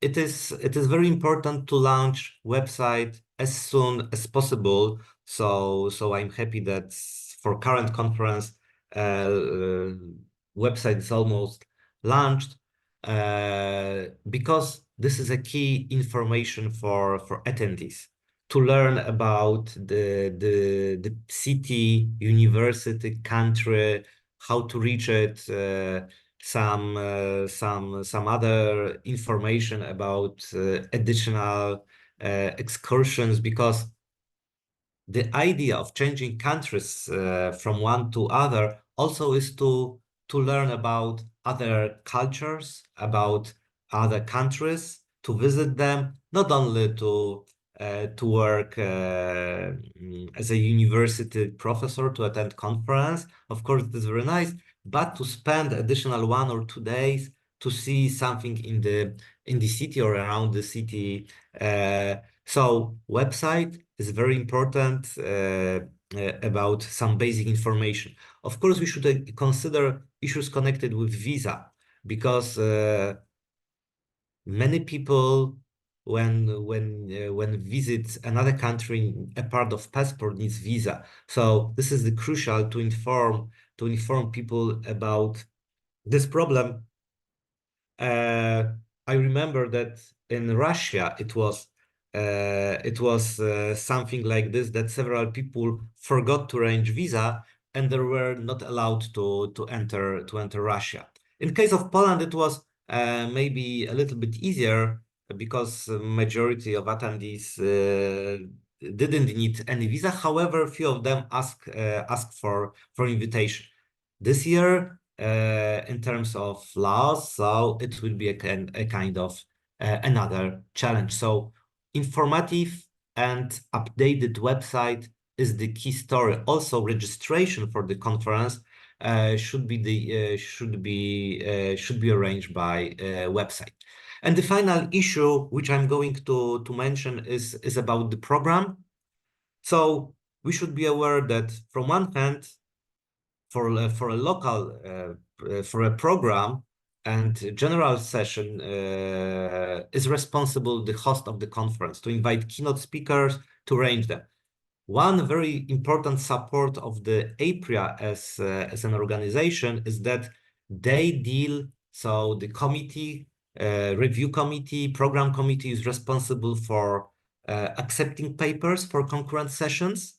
And to arrange them into session, we as an organizer, we need to accommodate them in the appropriate rooms. So this is the joint work of the host, of the Chancellor General, and chair of the program committee, usually, so that he or she is vice president program. So many issues should be considered. It is a challenge to organize the conference, but after many years, I was very happy last year in Japan when we met after a few years of break. That many people recall. So I was in Poznan. It was a great event. So it was very nice that people remember after a few years that they enjoy visiting conference in Poznan. So thank you for your attention. Sorry that there was not too many slides, but I was preferring to talk. Maybe some roundtable, some discussion, some questions could be also interesting to discuss. Thank you for your attention. Yeah, thank you, Peter. You were so kind to identify all the important items to host and explain very detailed about all the key issues to host the conference, okay, including the volunteers. I didn't know you have volunteers from the relatives of your student. Yeah. Thank you. Now, the floor is Professor Sophia Wang-Su from the Shanghai University of Finance and Economics.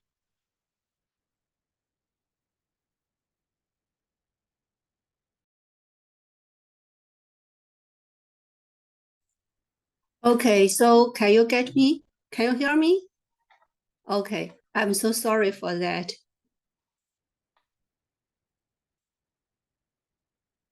So I would like to introduce myself briefly first. I'm Professor Fang Su. You can call me Sophia.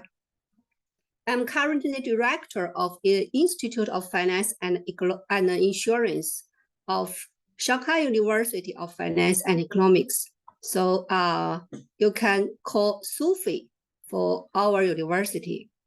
My presentation today consists of two parts.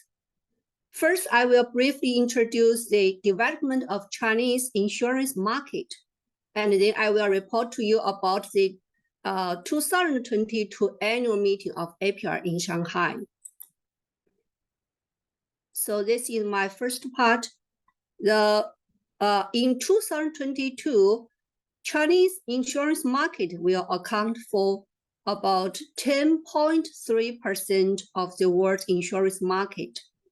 This market share was approximate 0 in 1980, and it's 9.8% in 2019, and it's 10.4% in 2020. So we guess, according to Swiss Re, Chinese share of the insurance market is expected to reach about 20% in 2030. We know that the top 3 insurance markets are the United States, China, and the UK. So this chart shows the premium income of Chinese insurance market. As you can see, Chinese premium income is growing every year. So it is now called the second largest insurance market in the world. But from the perspective of premium growth rate, it seems that the explosive growth stage of Chinese insurance market has come to an end and has now entered a stage of stable growth.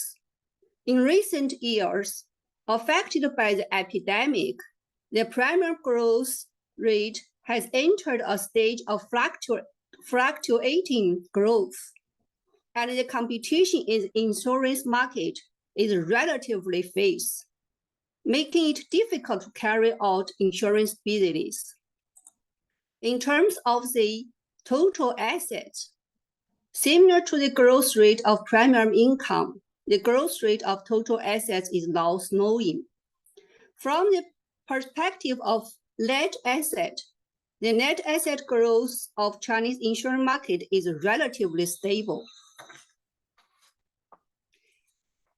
But in terms of the market share, whether it's Chinese life insurance market or non-life insurance market, China is the second place in the world. However, relatively speaking, the development degree of Chinese non-life insurance market need to be further improved. This can be seen from the proportion of life insurance and non-life insurance. From the perspective of the world insurance market, the market share of life insurance and non-life insurance about 40%, but this portion is 17.3% in China. Not only reversed, but widened the gap. This fully shows that in Chinese life insurance market, investment and saving insurance products dominates. Secondly, the development of Chinese non-life insurance market need to be further improved. Of course, there are still many problems in the Chinese insurance market, as well as many opportunities and challenges. But on the whole, it will continue to improve norms in the development. So next part, I would like to report on the annual meeting of APR held at Sufei in 2022. So more than 20 years ago, my PhD advisor was Professor Yu Ziyou. When you attend the APR annual meeting, most participants will actively apply for the Yu Ziyou Scholarship. This scholarship was established by Zhao Guoping, Professor Yu Ziyou's husband. In memory of Professor Yu Ziyou after her death in 2010, Professor Zhao Guoping is an academician of Chinese Academy of Science. It's precisely because of Professor Yu Ziyou is one of the founders of APR, so I have also taken a deep relationship with APR. In 2002, the second annual APR conference was held at Sufei. Professor Yu Ziyou was the organizer, and I was her assistant at that time. How time flies. 20 years has passed in a flash, so I thought I would hold APR again in 2022 at Sufei in honor of Professor Yu Ziyou. So I applied, and we got what we want. Shanghai is the most dynamic city in China. Here is called Magic Capital, not only reflected the modern civilization everywhere, but also retains a simple traditional culture. It has the most visited Disneyland in the world. Shanghai's insurance market is also Chinese developed insurance market. There are the Insurance Exchange of China. Also, there are Chinese Reinsurance Center and Shipping Insurance Center. Sufei is a university with a history of over 100 years, specializing in economics, management, law, liberal arts, and science. It's one of the leading financial institutions in China. In recent decades, Sufei has gained strong reputation in academic circles for its scientific research capability. The Department of Insurance in Sufei belongs to the School of Finance. The Department of Insurance was established in 1985 and has provided a large number of tenants to the society so far. IFI is a research institution dedicated to the cooperation between government, industry, education, and research. The topic of the topic of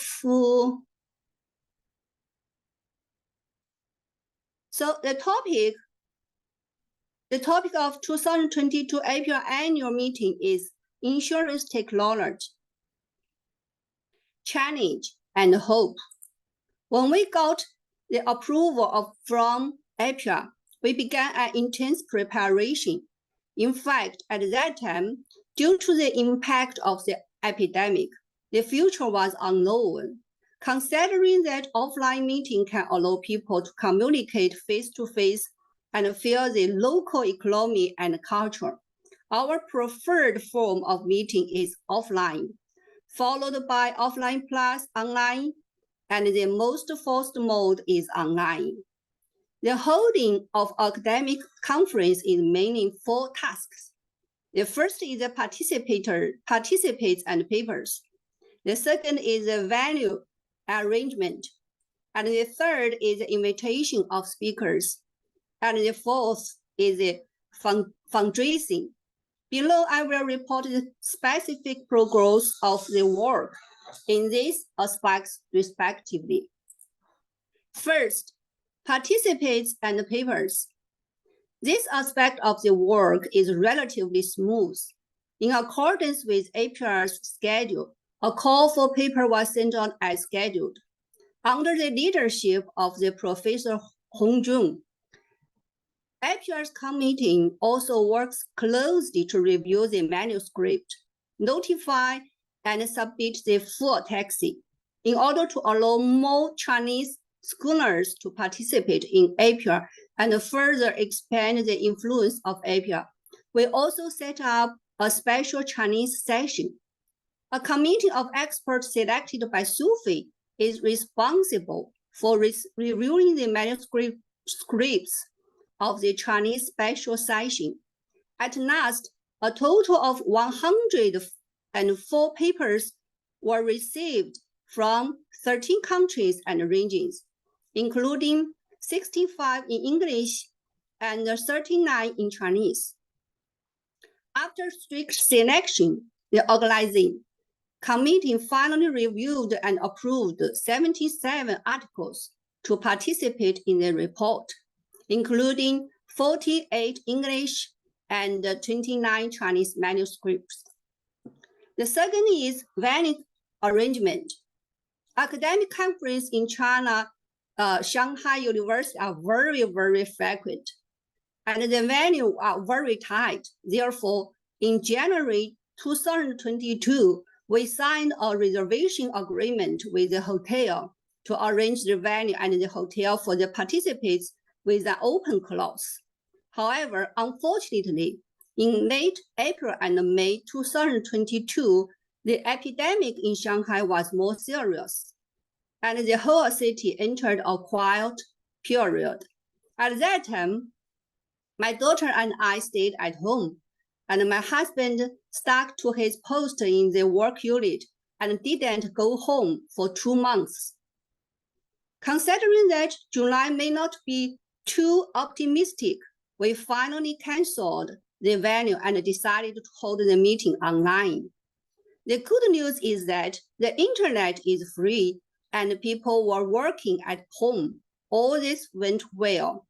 The online conference will consist of 2 parts. An online conference room where participants can ask questions and interact, but the size of the conference room is limited. So the second is a living streaming platform. We also found the Xuesuo company to broadcast of conference online free for all over the world. Of course, it also saved us a lot of money. Third, guest speaker invitation. The success of the conference need to invite some heavyweight and influential big names to give keynote speech. Since April 2022, we have been sending our invitations one after another.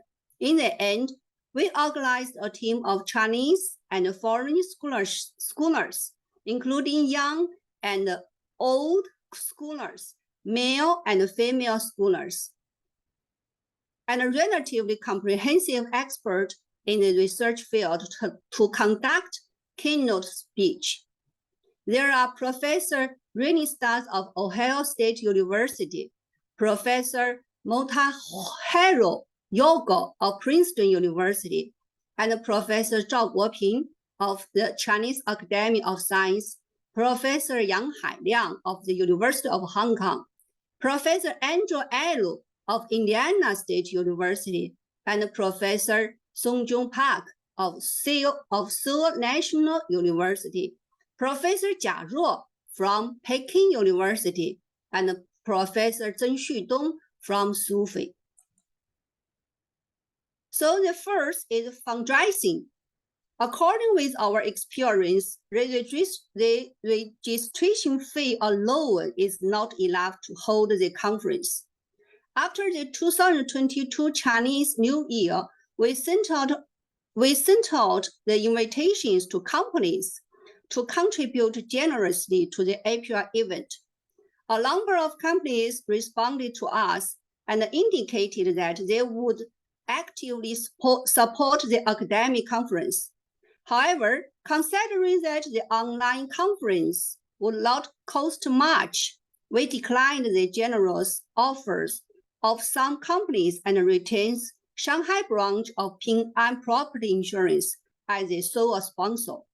At that time, in order to attract more scholars to actively participate in APR's annual meeting and to avoid the financial trouble such as charging and invoicing, APR 2022 annual meeting was free of registration fee. Probably, I think this was one of the few annual meetings in APR's history where registration fee are waived.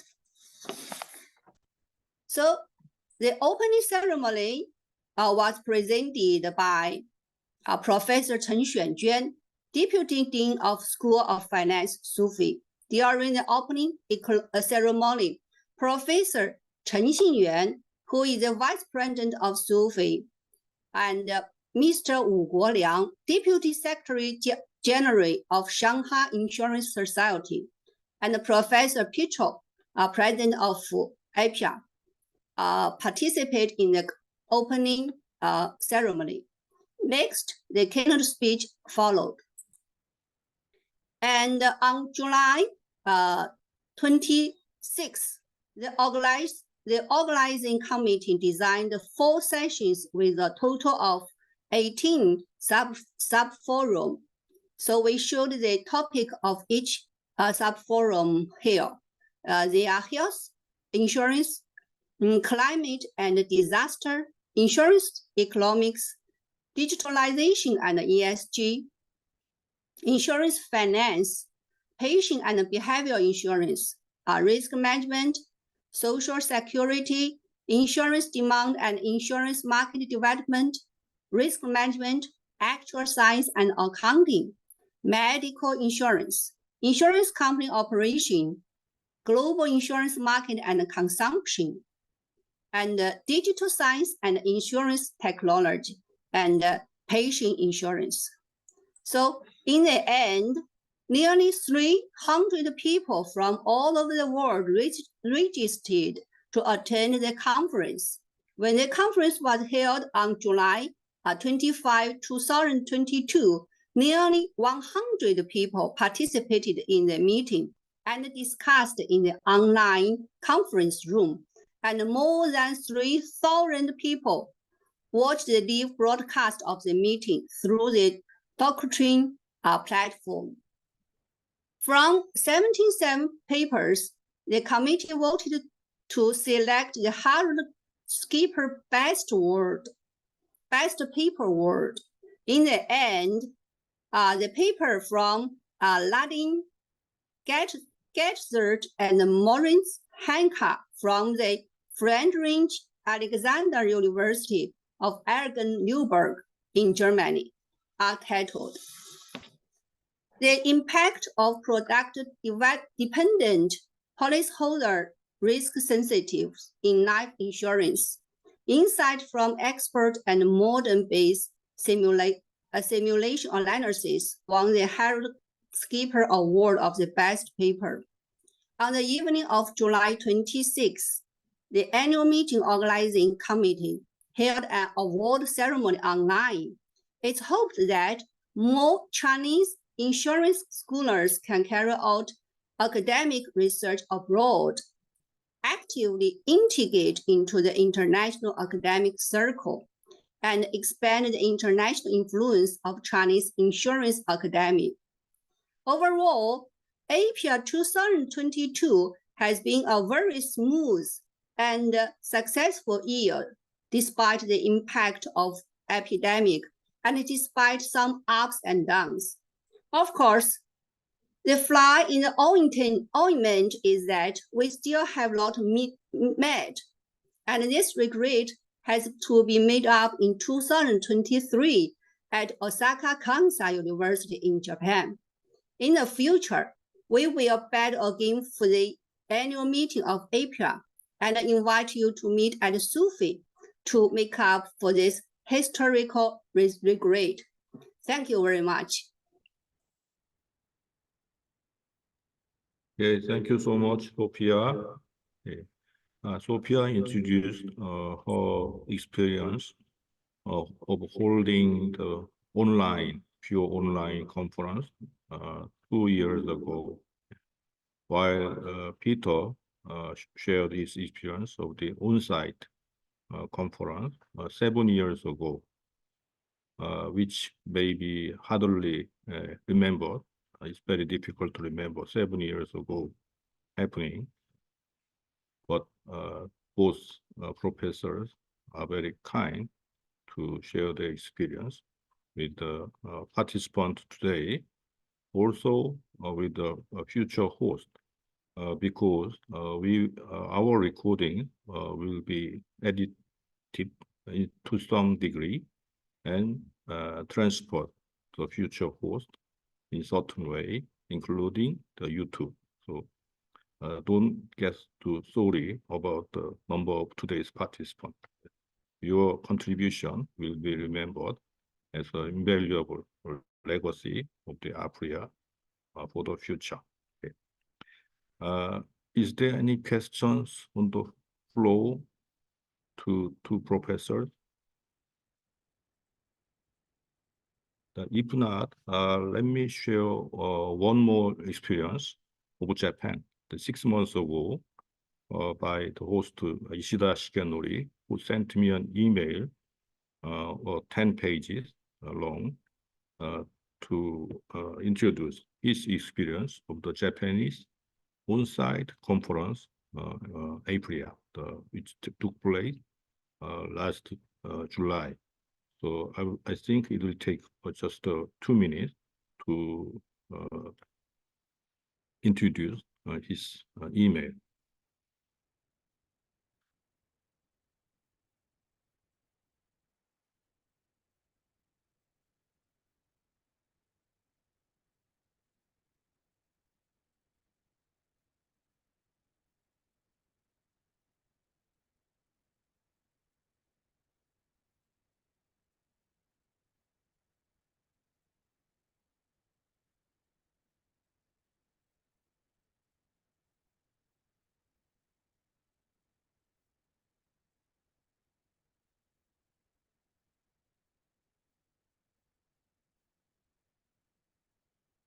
I think I have some problem with sharing my screen, so I will do it later. And also now the time is, we are behind the schedule, about 30 minutes. I will skip the introducing the Mr. Professor Shigenori's email at the moment. Okay. Now let's move to the next presentation of the Professor Ms. Choi about a paper, Digital Finance and Financial Consumer Protection. Please enjoy and welcome Professor Choi.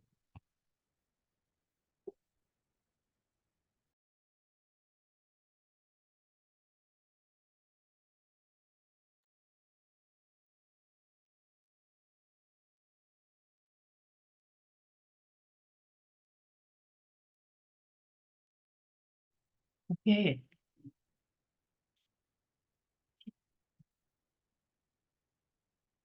Good afternoon. This is Ms. Che, Professor of Department of Asset Management at Seoul Digital University in Korea. I am delighted to have the opportunity to presentation in K-ASEAN RMI Forum. I will talk about digital finance and financial consumer protection in Korea. The index is as follows. Digitalization involves utilizing digital technology in transaction process to enhance efficiency and convenience. In the financial sector, digitalization is actively taking place given its emphasis on information security, transaction speed, and accuracy. The financial industry is particularly proactive in embracing digitalization as a crucial area where the importance of digital technology is underscored. Financial innovation is unthinkable without financial consumer protection. The financial industry being built on the trust of financial consumers necessitates the establishment of a robust consumer protection system to address digital finance. Measures to protect financial consumers that align with the digital characteristics must be devised.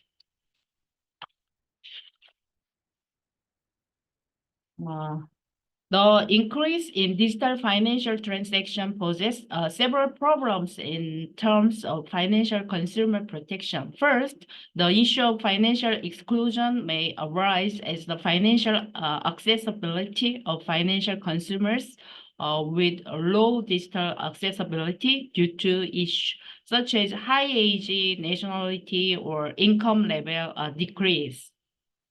And problems of incomplete sales or judgment distortion may occur due to limitation in acquiring information through digital device and deception for making proposed. In addition, there is risk that financial consumers who are not familiar with digital device may transfer funds or make incorrect decisions. As dependence on digital device increase, the risk of exposure to financial crimes such as voice phishing and hacking may also increase.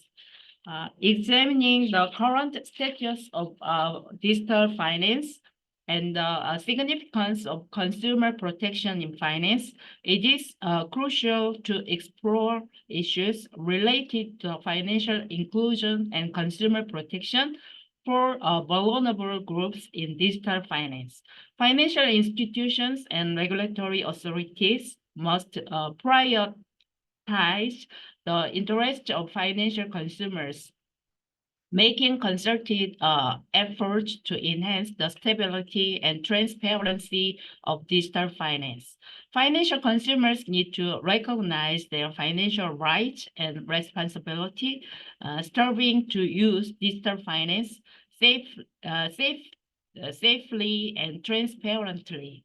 Through such efforts, both stakeholders can contribute to a stable development of digital finance and consumer protection. I will explain the meaning of digital finance. Digital finance refers to financial transactions that have been digitized, driven by advancement in information and communication technology. Given the nature of the financial industry, which relies on information processing, the development of information and communication technology accelerate the speed of information transmission and the digitization of financial transactions. The digitization of financial transactions promotes the expansion of financial companies due to economies of scale in the infrastructure investment, the scope of economies resulting from diversification, and the globalization that transcend geographical boundaries.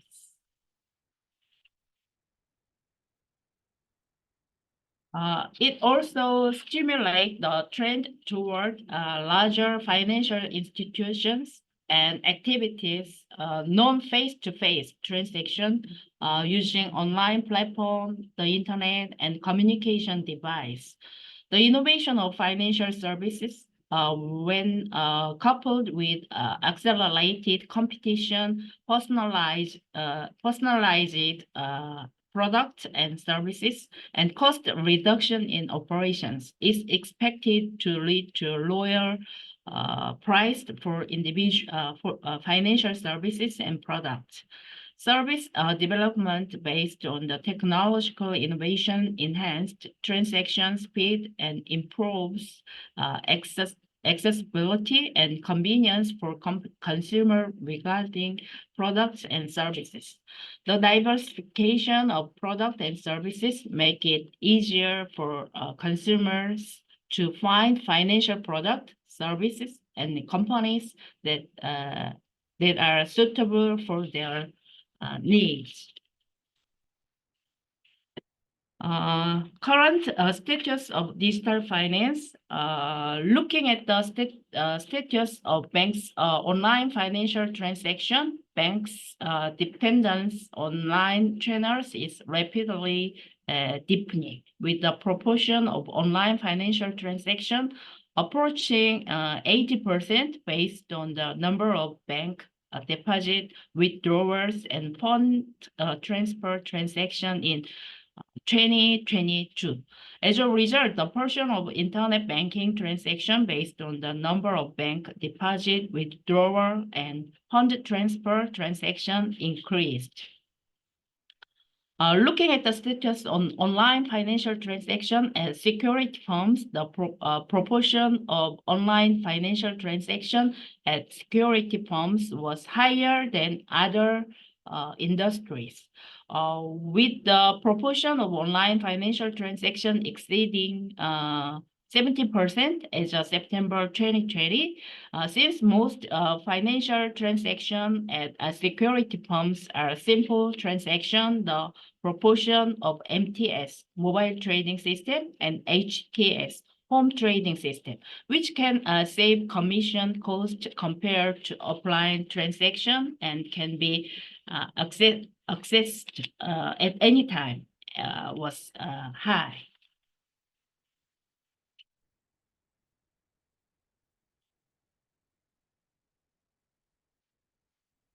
Looking at the online financial transaction status of insurance companies, the proportion of online transaction is not as high as in other industry because the product structure of insurance company is more complex than that of other financial sectors, and there is more subscriber information that needs to identify to calculate insurance premiums. Looking at the size of new contracts signed through online channels by insurance companies, for non-life insurance companies, the number increased. Accordingly, the portion of non-life insurance companies' online channel sales was 70% as of the end of 2021. By product, online subscription are most active for non-life insurance companies, travel insurance products, and life insurance companies' pension savings products, which have relatively simple product structure.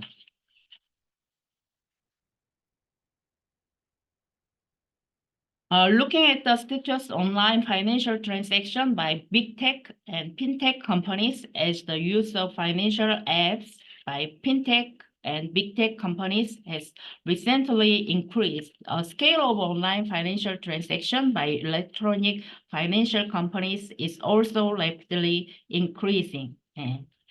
The number of prepaid electronic payments and easy remittance services provided by electronic finance companies.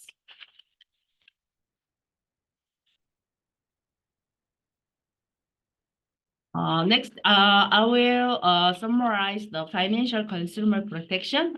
First, the meaning of financial consumer. Most suppliers of financial products are financial companies, and consumers of financial products are called financial consumers. A financial consumer, regardless of whether he is an individual or a corporation, is the counterparty who conduct transactions such as conducting financial service or financial product contract directly or indirectly with the financial companies. Financial consumers include not only those who transact with financial companies, such as depositors of banks, investors of financial investment companies, policyholder of insurance companies, and credit card user of credit card companies, but also those who potentially want to use product or services of financial companies.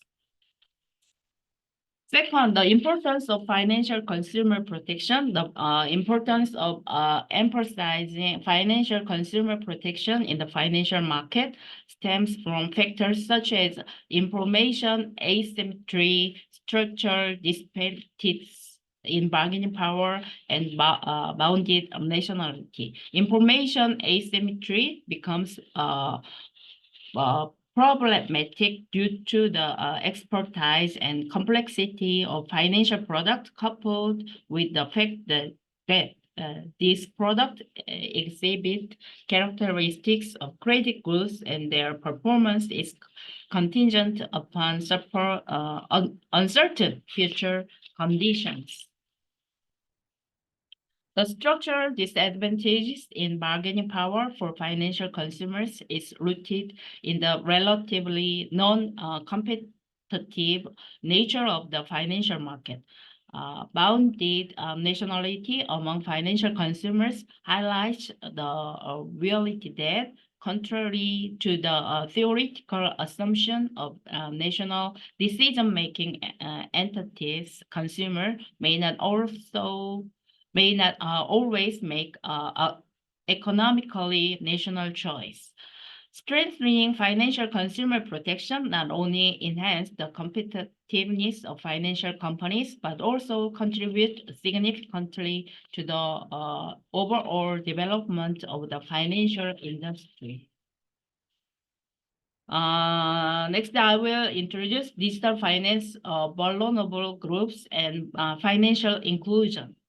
Financial vulnerable group refer to the consumer who are susceptible to harm if financial companies do not pay an appropriate level of attention to their personal circumstances. Four factors contributing to financial vulnerability include health, life event, resilience, and individual capability. Health refers to a health condition or illness that affect the ability to perform everyday tasks, and life event refer to events such as unemployment or relationship breakdown. Resilience refer to the ability to withstand financial or emotional shocks, and individual capabilities. In the digital finance environment, groups at risk of harm include not only the disabled or elderly, but also any consumers who may face discrimination in accessing and using financial products and services compared to the general population due to information gaps.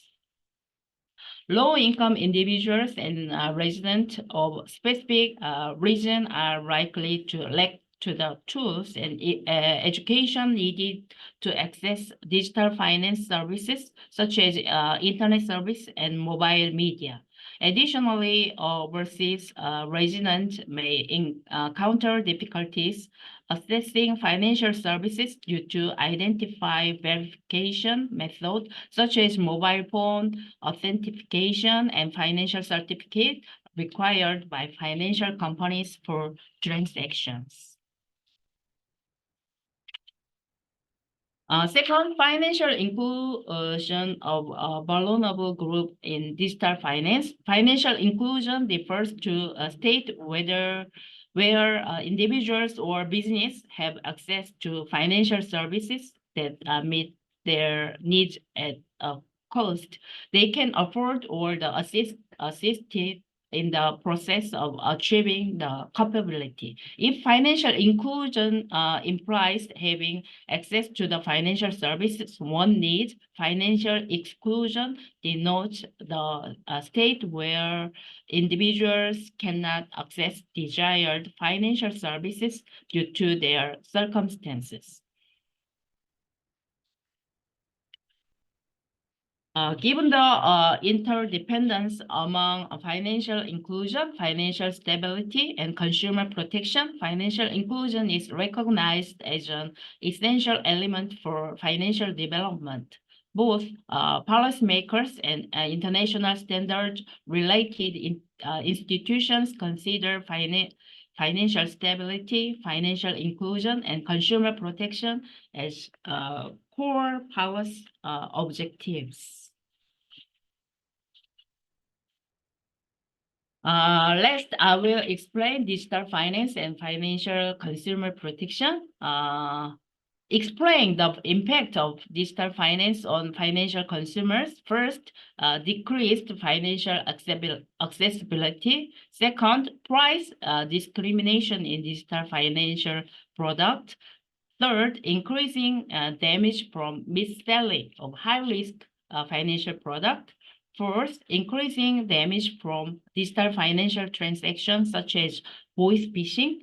Fifth, psychological pressure and judgment distortion due to digital vulnerability.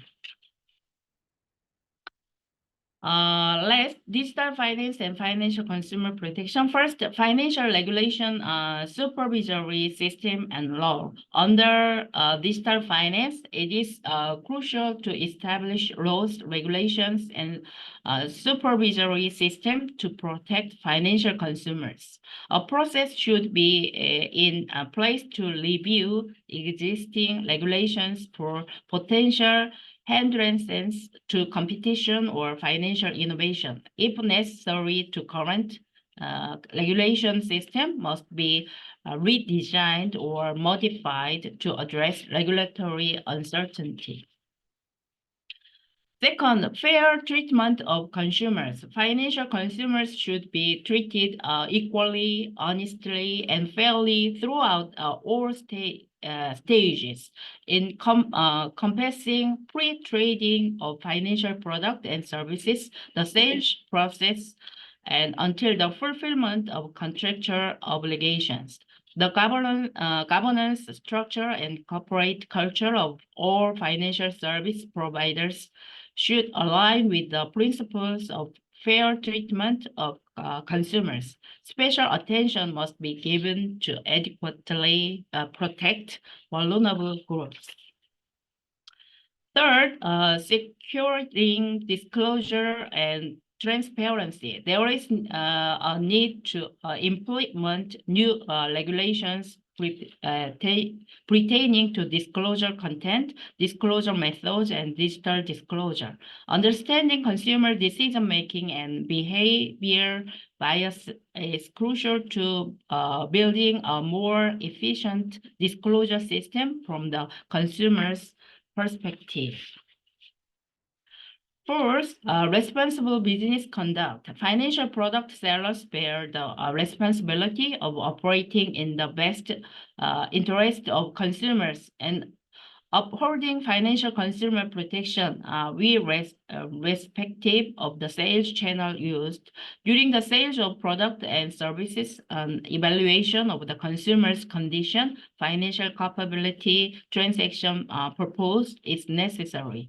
Employees directly engaging with consumers should undergo appropriate training and possess the required qualification. In case of potential conflict of interest, effort should be made to prevent such conflict, or if unavoidable, disclose to the consumer beforehand to ensure their full understanding before contract signing.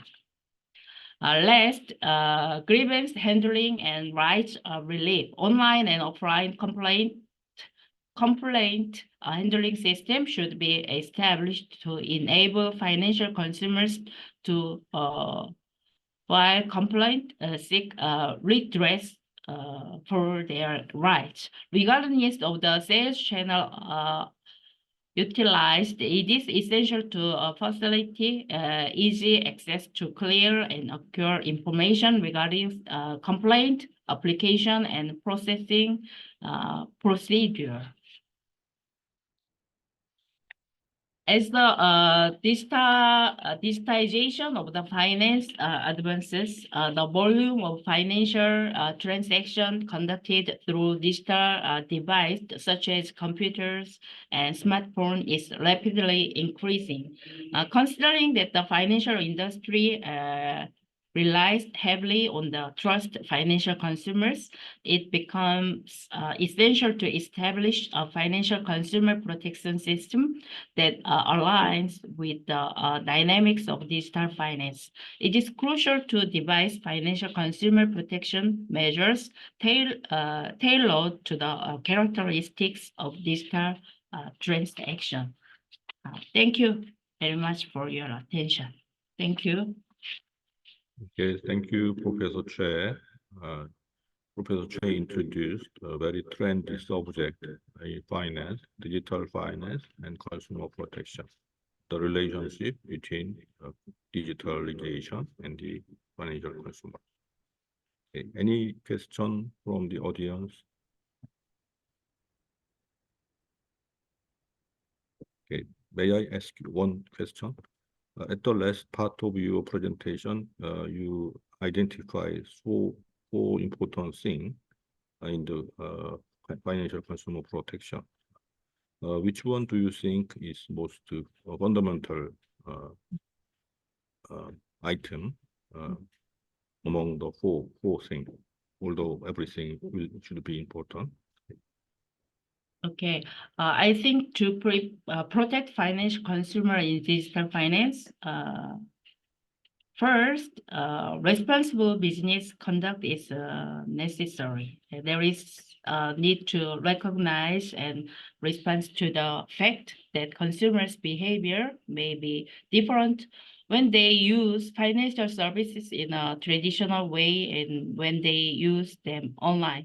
In addition, the sales or advisory business operator must be responsible for the result of sales or advisory transaction through algorithm, artificial intelligence, AI, and automated trading programs. In the case of automated decision-making programs such as credit evaluation necessary.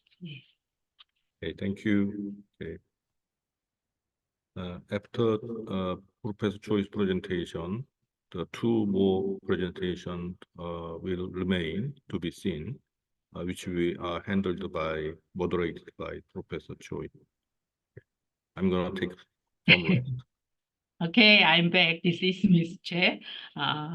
Eighth speaker is Kwan Sol-son, General Director of Samsung Inclusive Finance in Korea. The presentation topic is Korea Inclusive Finance System and Futures. Thank you, Professor Che. Yeah.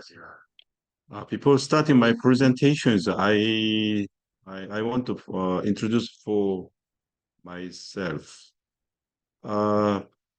Just 1 month ago, I have worked for the private life insurance group with Samsung Life Insurance. After that, I have to work for the little bit public issues. Samsung established 2019 and 2009. We had established the microcredit, microfinance, or inclusive finance institute. I'm charged overall the working issue of the Samsung microcredit or inclusive finance institute. So I choose these issues for APRIA forum. So I'm starting my issues.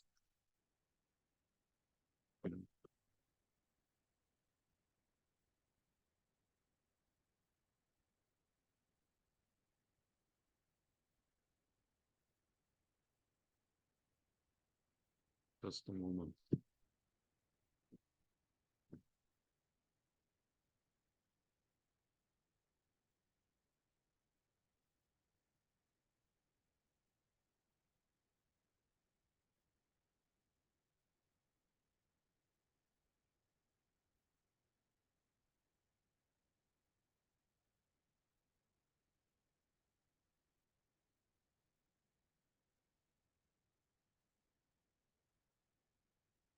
Just before I'm already made this problem.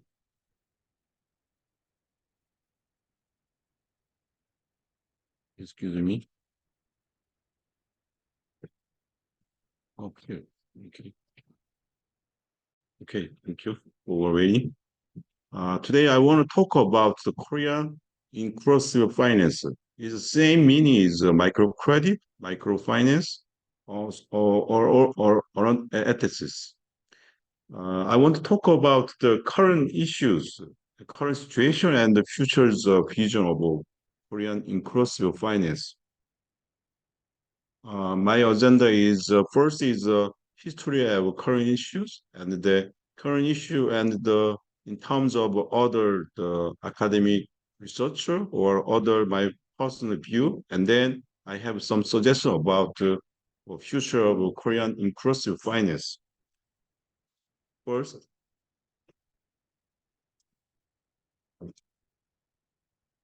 history and current situation. Korean inclusive finance is just milestone is 2016. At that time, is the Korean governor have established the Microfinance Support Act. This one. I want to separate the before and the after the institution of some of the actions.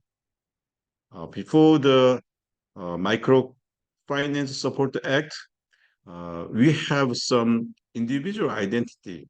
For example, Samsung Miso Finance or other social bank, other the local governor have operating some microcredit, inclusive finance.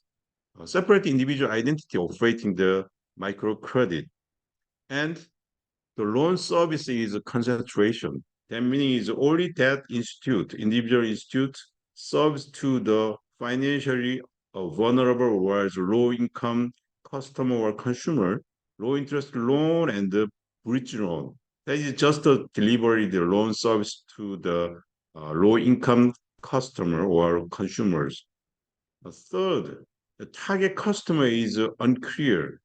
Low-income self-employed or low-class people, that is separate or various about they don't have at that time they don't have some focusing consumer or customers.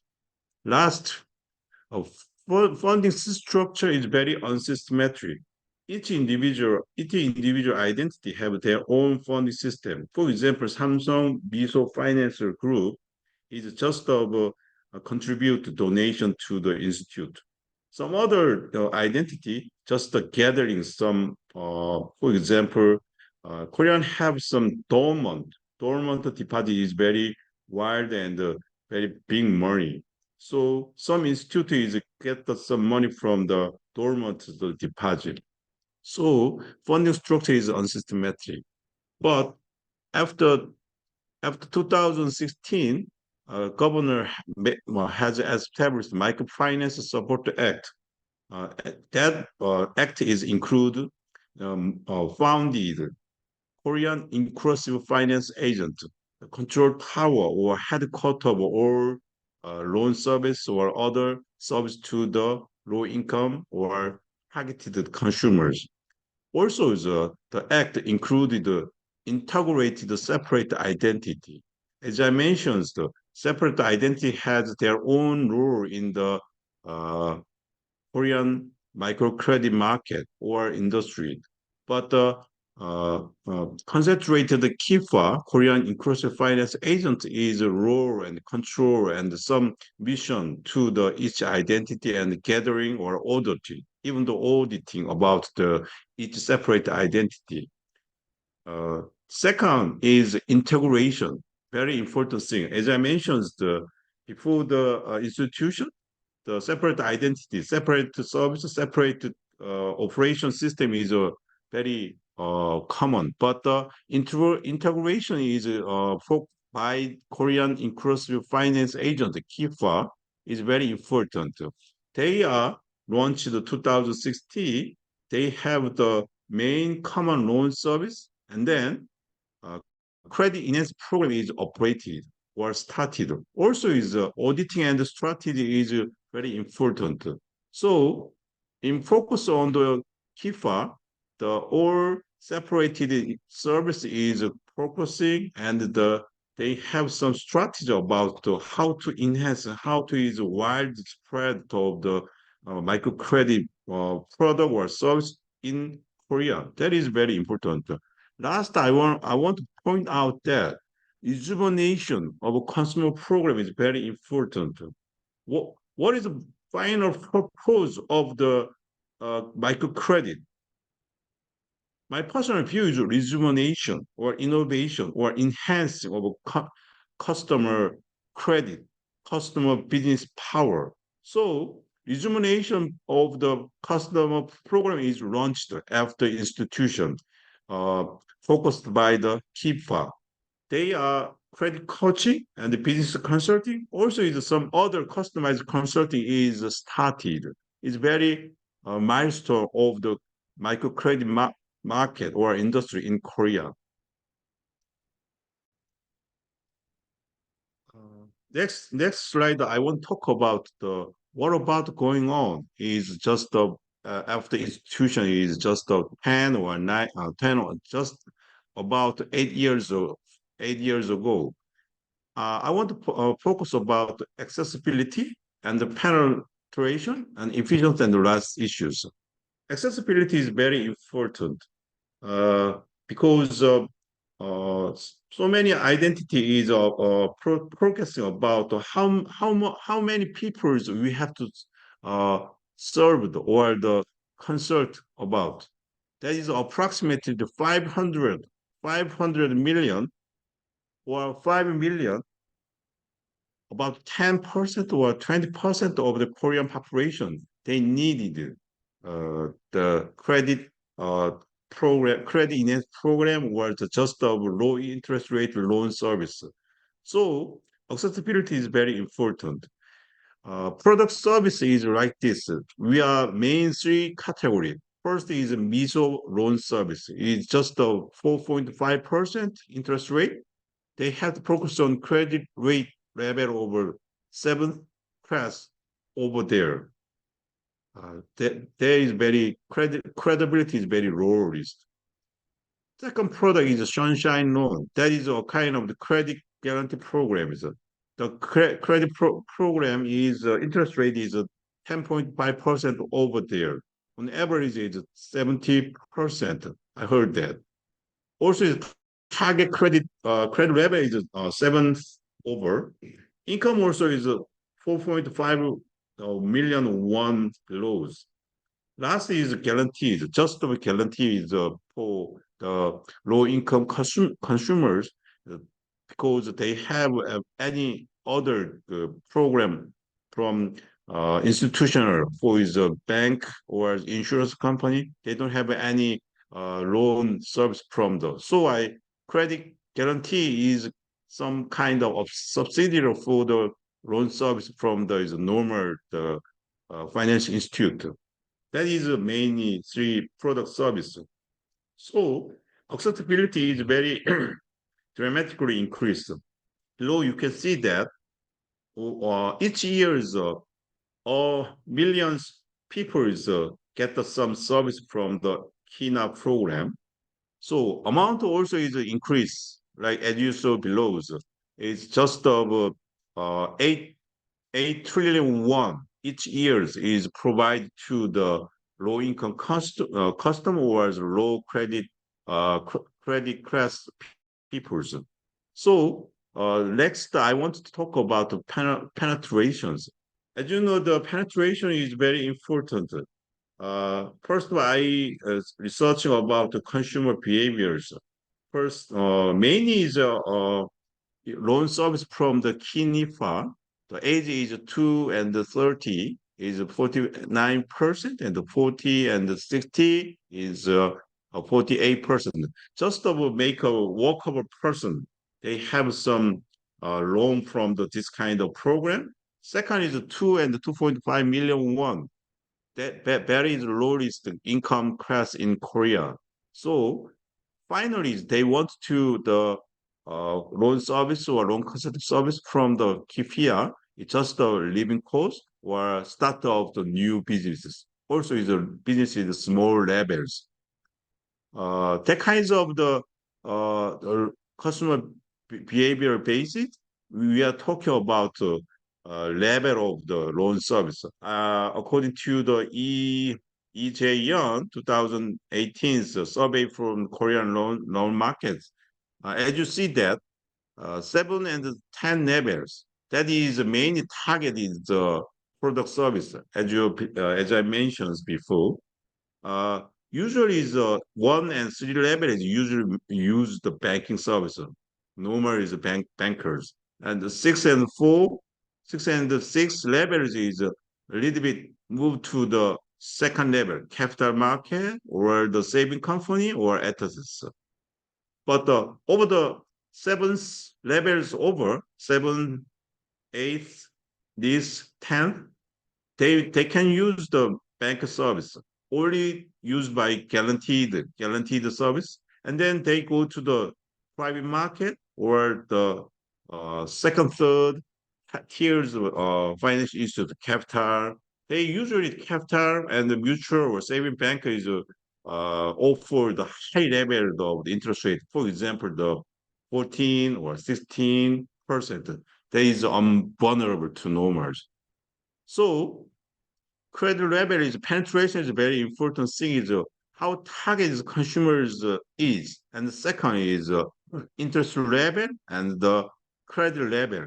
So I focus on the what is our final customer behavior. It's a very important thing from this part. Second is as you know, as I mentioned, the Korean governor is FSAC Financial Service Commissions. They have to made this act 2016. They want to do the inclusive finance or the microcredit is systematically operated in Korean. They want to final focus is as I mentioned is credit rate is changing is very important. They support the low income or the low credit rated persons. They have to encouraging, and so finally they want to credit rate upside. According to the below the graph, the FSC the 2019 analyzed the final focus. Before the credit up, credit down is very important. If some low income people use the KIFINA service, this kind of service, the credit is up. And also is credit down is people is helpful. Especially sunshine and the guaranteed is much more higher than the credit up. That is recommendable the result. Finally, they want to consumer credit rate is upside is very important result. But the analysis result is negative effect. If that meaning is if we use the FINA, inclusive Korean finance service, the credit is alternatively is lower than the before. That is very serious situation. It's not incubating, it's not motivation. So other the changes we can check that. Income and the spending. Income is only 31% is increase. No change or other person is not increase. That meaning the loan service or microcredit does not have a positive effect to there's a financial situation or their economic situation. The more serious problem is liability. Increases 33%, less than is 33, 34. That means after low-income consumers, after use of Korean microcredit or inclusive finance system, they don't have the financial or personal finance situation not dramatically improved. That is very serious problem. So efficiency a little bit is lower than expected. Third, I want to talk about the final goal of the microcredit is rejuvenation of there's a personal situation in terms of business or the personal finance issues. But so as I mentioned, the KIFINA, KIF is launched a new business rejuvenation program. The consulting and the credit management consulting is started. As you below see that just the case of the consulting case is 5 times than the before just 6 years, and the credit management consulting is just about 10 times than just about 3 years ago. That meaning is rejuvenation program is working, has worked a little bit in size of the in terms of size is dramatic goal. But as I mentioned, the credit is changing is a little bit low performance. Sunshine and guaranteed or MISO finance a little bit after use of the microcredit, credit is down is more higher than the credit off. So current the performance and the review of the KIF is a little bit needed to enhance some other issues. So I want to recommend the sustainability future of the Korean inclusive finance. First is penetration. Second is efficiency. Platform strategy is needed. As you know that consumer situation, some other is optimal loan and credit management services needed to the low income customer or consumers. So according to the HIF or the Song Yoo-young and the Park Jae-sung 2019, some papers proposed the platform strategy needed. Only the on-site some KIFINA's branches operating this kind of the product or service that want to lead the platform strategy is needed. Second is combined delivery channel is needed. As I mentioned, if I want to keep service, you have to go to the KIF branch, only branch. We all know that the bank branch is locally widely is located. Also is insurance or capital. So many financial institute is allocated in the locally in any city. So bank branch and KIF channel or mutual and saving bank and KIF channel is combining services a little bit efficient for the penetration more enhancing. Finally, I want to talking about the funding size. This KIFA is based on the dormant deposit donation rate, just about 3% BP, just 0.05% from the based on the dormant deposit donation. Nowadays, Korean economic conditions, as you know, the low income people is more wild and wild, more is deeper and deeper. So as dormant deposit donation rate a little bit 1 or 2%, whereas 0.5% is increased needed. Others, voluntary donation is necessary. Second, efficiency is very important. As I mentioned, the comprehensive rejuvenation program, credit and income development is needed. Already, as I mentioned, credit income development program is launched in 2016, but the case is dramatically increased. But the quality of the consultation, we have needed some expert program. For example, the living cost management, personal finance management, or especially credit enhancing management, very important. Very expert is supported to the branch or the consulting program.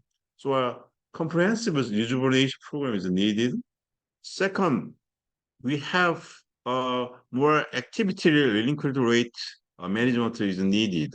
Nowadays, delinquent rate is increased on average 12% is much more higher than the normal financial areas. Normal financial areas for just 0.3% nearby. Lastly, I want to propose the credit bureau for specialized small business and low income consumer. As you know, the normal was the legacy finance system. We can adapting the credit score system, small business or low income business, low income consumer. So I want to propose the specialized credit bureaus compared with the current credit bureaus, combines non-financial information and the loan business. Shortly, I want to finalize my presentation. Personal suggestion for the East Asia country will be continue in the July 1st in the Laos next community. Thank you.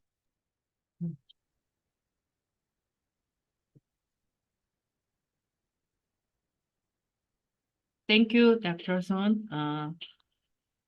Please introduce your company, Samsung Inclusive Finance.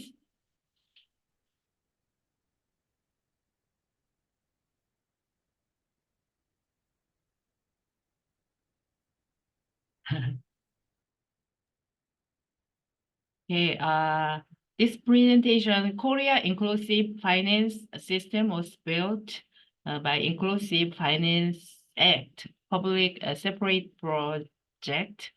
Currently, 7 trillion credit for low-income consumer has been provided by ways of loan credit enhancing.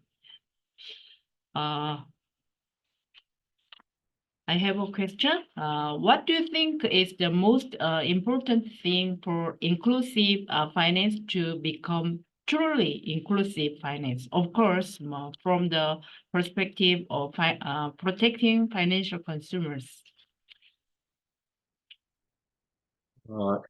During my presentation is many indicators needed to the importance. Among the issues, basic and the best issue is consultation is very important. The low income, the customer is especially more literacy about the finance is very lower than expected. They don't know that. They don't have any information about that. So consultation is very important, basically. Yeah.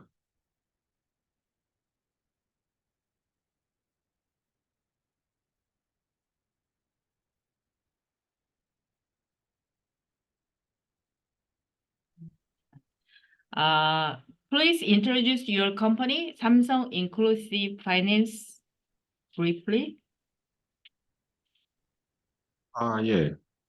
During my presentation, I already mentioned 2009. At that time, the Korean governors introduced some private or is probably mixed microcredit service is needed. So Samsung and the SK or others big conglomerate, so I group, they have to volunteers make some donation to institute. So at the time we are 3,000 billion won is funding at that institute. So I operating the loan service to the low income or very financial vulnerable peoples. So we have some 45% is work for the service to the low income or financial vulnerable peoples. Yeah. Also, we are number ones, the others, the SK or the LZ. Yeah, number one's the service in microcredit market. Yeah, thank you. Do you have any questions or comments this presentation? Okay. Yeah. Thank you for your presentation.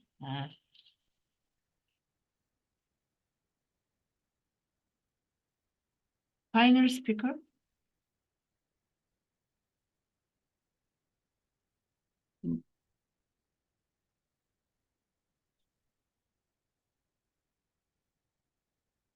Okay.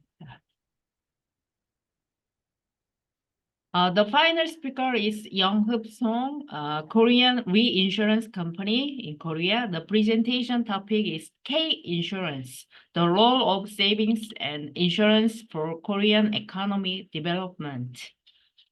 Okay.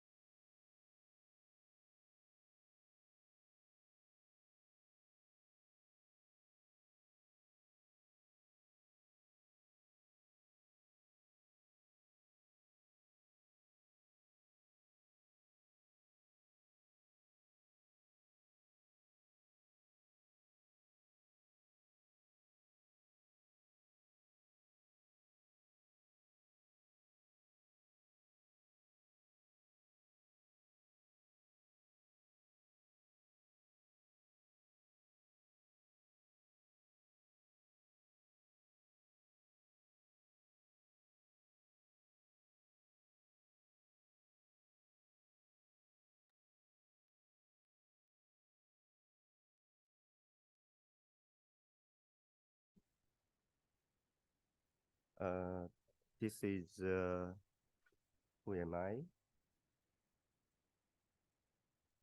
And the content is development of world economy and Korea's economic development after the Korean War, and then development of the insurance industry and insurance and economic development. Mr. Professor Jung's diamond theory very briefly, and key fact comparison Korea versus Laos.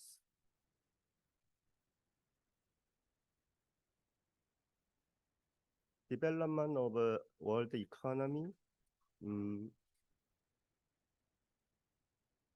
Actually, till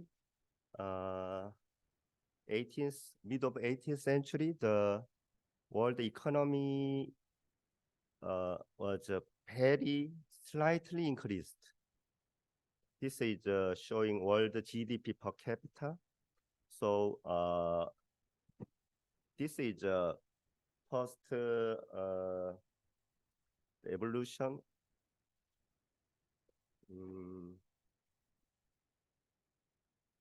Post-revolution, industrial revolution. The second is this is the second revolution. So till post-industrial revolution, the world economy developed very slowly, and then in Scotland, in UK, there was a slight move upward. The world economy is increasing, and then from this point, the increasing very sharply, and then from this point, dramatically increasing. So we'll see what happens. The post-revolution, as we know, this is happened in Scotland. This is led by the steam engine. So after post-revolution in UK from Scotland, they can invest more capital in the technology, so they can produce more in initially the textile and some using machine. And second revolution, the 1870, this is driven by electricity. So they can produce more using electricity. And then 1969, this is the third revolution. The automation was deployed in the factory. And today, new technology is very fastly introducing in the industrial market. So the post-revolution, there is some movement slightly, and then the second revolution, between the post-revolution and second revolution, there was a very competitive competition making market, the colonial market, from generally from European countries. And then the second revolution, this is there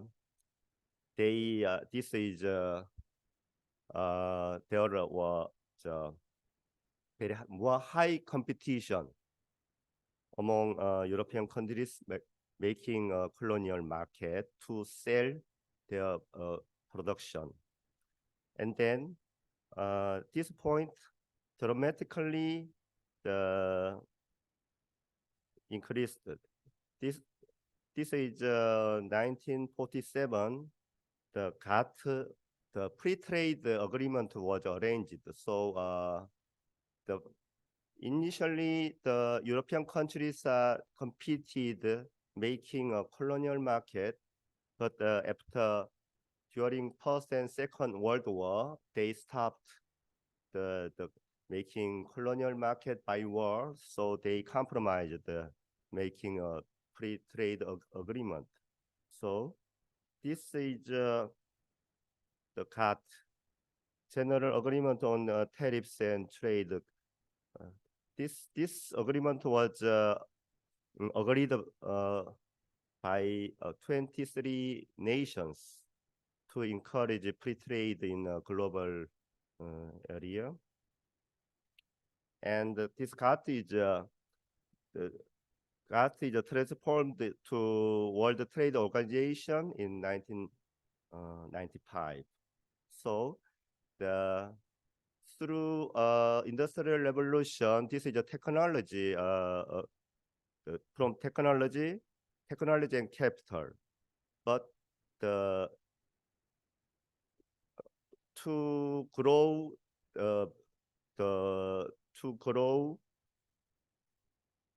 there are three elements is necessary: technology and capital and market. So this is showing that any country, they have technology and capital, and then they need a market.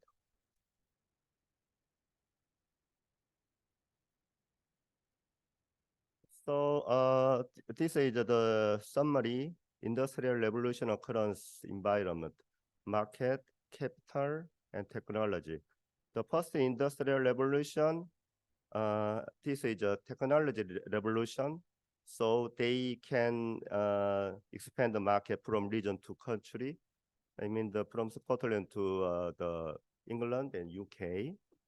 And the second Industrial Revolution, this is they can produce more. So, but they didn't have a market to sell, so they tried to make a colonial market. And then GATT and WTO, they awakened. They have to stop war.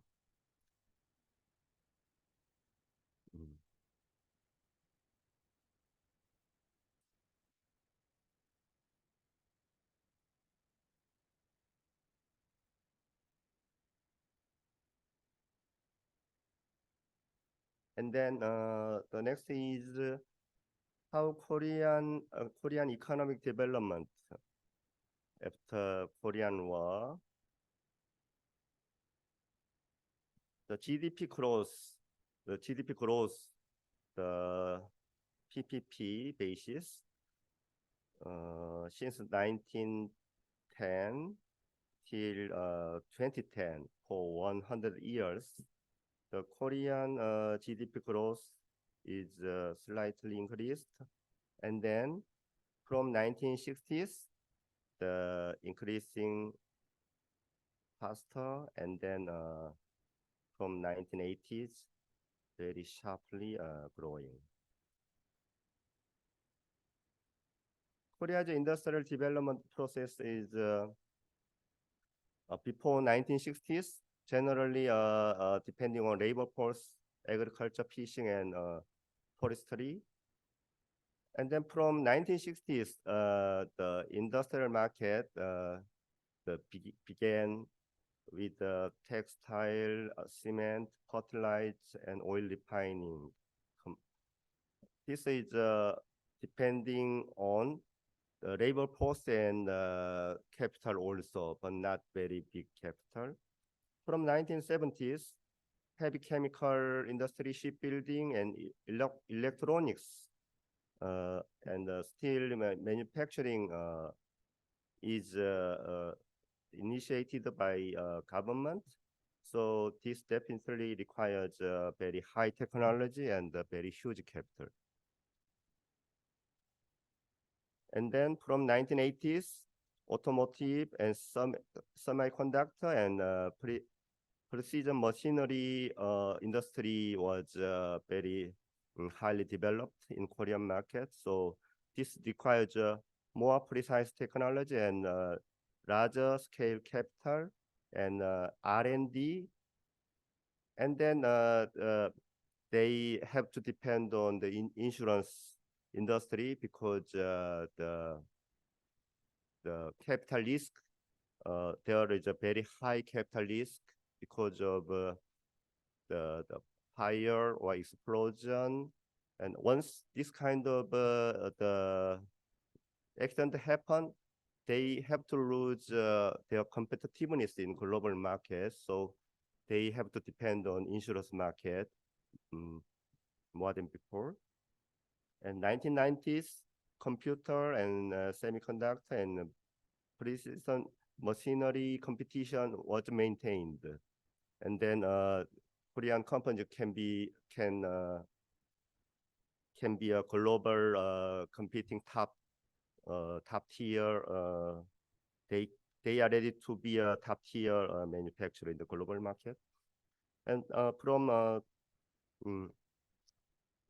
21st century, service industry and high-tech industry and medical and bio is very creatively challenging. So this is I explained already. 1960 till 1980 is a government leading economic development plan was introduced. So the first goal was 10 billion exports and $1,000 the personal GDP in 1977, and fostering heavy chemical industry and is establishing a government leading financial system. And then from 1980s till before IMF crisis, there was pursuing the price stability and restructuring heavy chemical industry and financial deregulation. The interest rate liberalization was introduced in 1988, and there is a political demonstration movement was very highly was the Korean the environment. And then IMF happened 1998. Before IMF, foreign exchange crisis caused by foreign currency debt in 1997. So the Korean market, financial market, have to open. So free floating exchange rate system was introduced in 1997, and foreign exchange liberalization 1999, abolition of interest rate regulation in 2004. So and then the Korea have to adopt international standard in fiscal system and the law firm also. So in many areas, Korea have to make adapt Korean system into international standard system. And then last 3 years, there we experienced ultra low interest rate. This was actually arisen from global monetary policy trend. So government supported financially to help Corona crisis, and then we experienced a global impact by U.S. Federal Reserving reserves the monetary policy. So we are monitoring every month and every quarter how FOMC is operating their the open market policy. And what will be Korean economy's future? I think very uncertain, and we cannot be very positive in our future because we have a political instability, and the financial market is still fluctuating. So when the case of chaos can happen, nobody can guarantee. And we are losing the social value. We have to recover the marriage issue, very low birth rate, very high education cost. So there is a very I am not economist, so but I am as a one of the people, I am very concerning the Korean future. And then the development of the global insurance industry. Actually insurance is a very creative business. So marine insurance was starting 20th century in Genoa in Italy, and then the Lloyd's market they make a very the underwriting system in 17th century. So because of marine insurance, maritime trade and the marine industry is promoted very fast, because there was investment and insurance. There is the very good cycle of the developing the marine business. And then the British people also invented the fire insurance system after they experienced the London Great Fire in 1666. And then they also created life insurance system. They made a life table and in 1762. And the car insurance is the invented. This is in USA. So they had a very big car manufacturing company. So to sell car more, they need the car insurance system. So they developed the car insurance system very fast. And then every business and all of the business have to depend on insurance industry in many ways. And this is a Korean history of insurance industry. Introductory period in Japanese ruling period, the Joseon Life Insurance and Joseon Fire Insurance. Joseon Fire Insurance is the marriage. At the beginning, there is some after in 1947, MG Sombo is started as actually reinsurance company, but they changed the primary insurance company after 2 years. And then growth period, the DB insurance company, they started as Korea Automobile Insurance, and Korean Lee was established in 1963, and Korea Guarantee 1969. And insurance business is already matured, and then we are concerning about how we can grow this insurance business.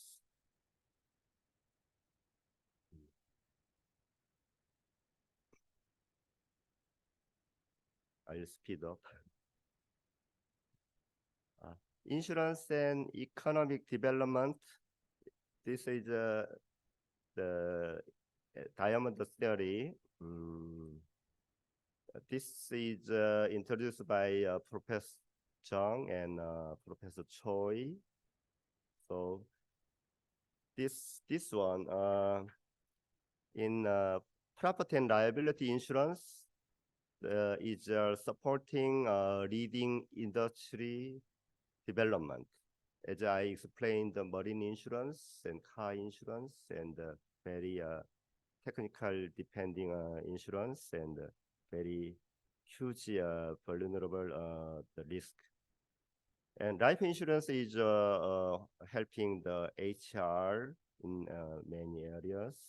And social insurance is supporting securing social safety, and private or sometimes public insurance, like in the the small finance and the agriculture and the fishery in many the public government have to help the the vulnerable the categories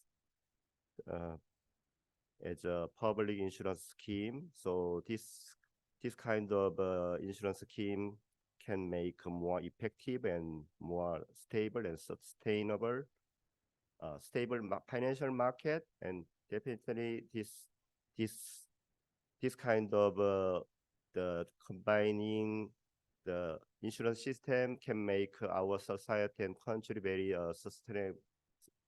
sustainable society.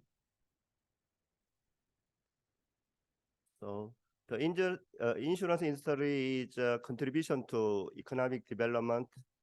The difference between the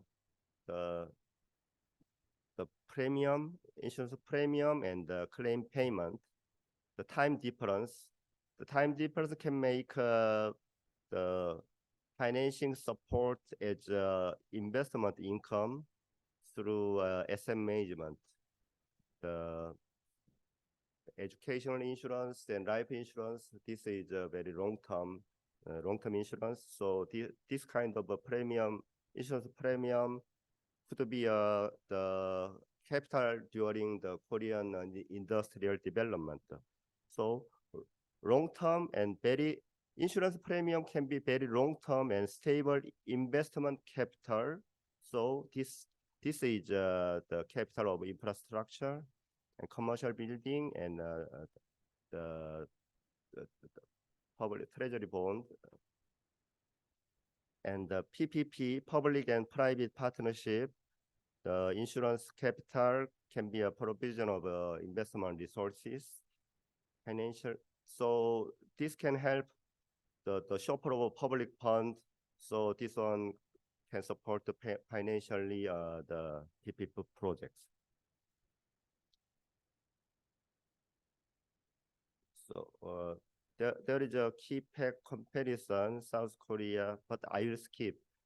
I found that this seminar is sponsored by Laos National University. So I briefly compared Korea, Laos, and New Zealand.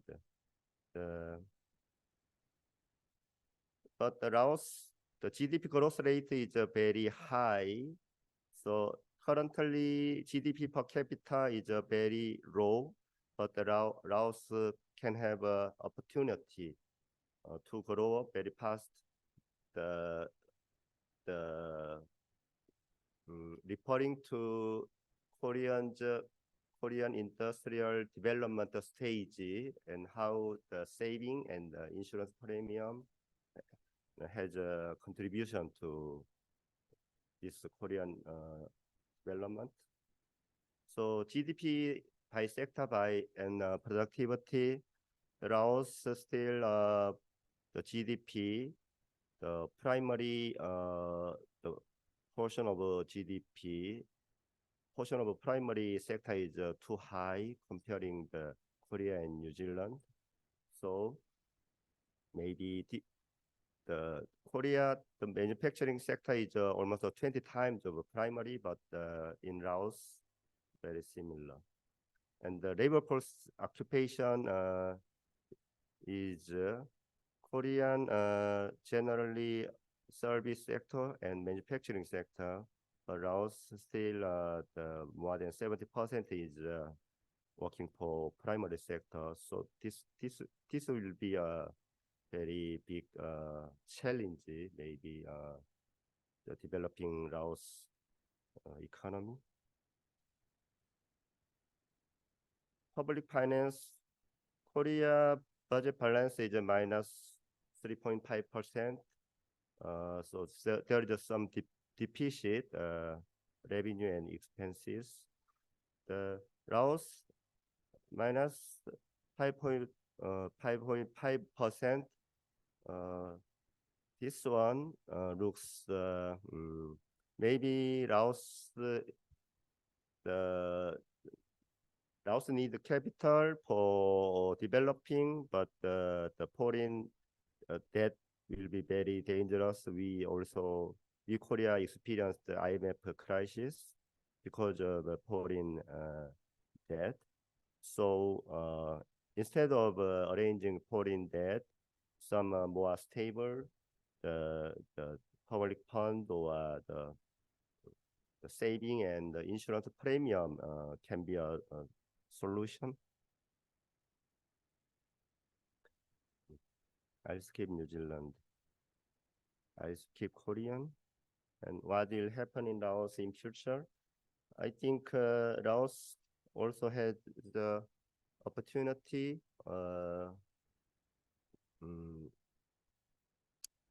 So I made the term the K-finance, like a K-pop. So the saving and premium was contributed to Korea's past industrial development. So the saving and insurance premium is a very safe capital. So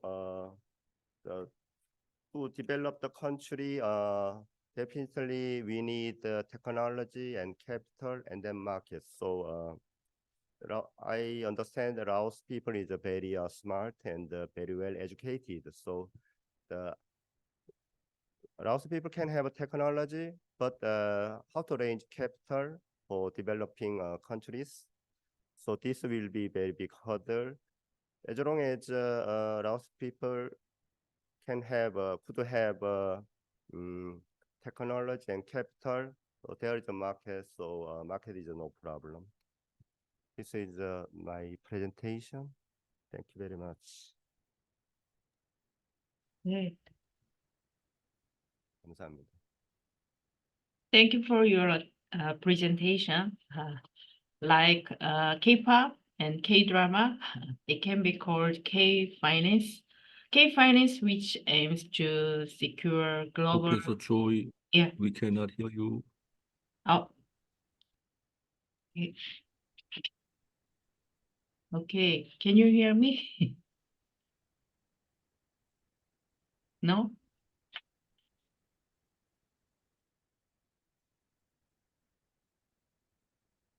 무슨 말씀인지 못 들었습니다. 마이크가 꺼져 있습니다. 예. 교수님. 들리시나요? 안 들립니다.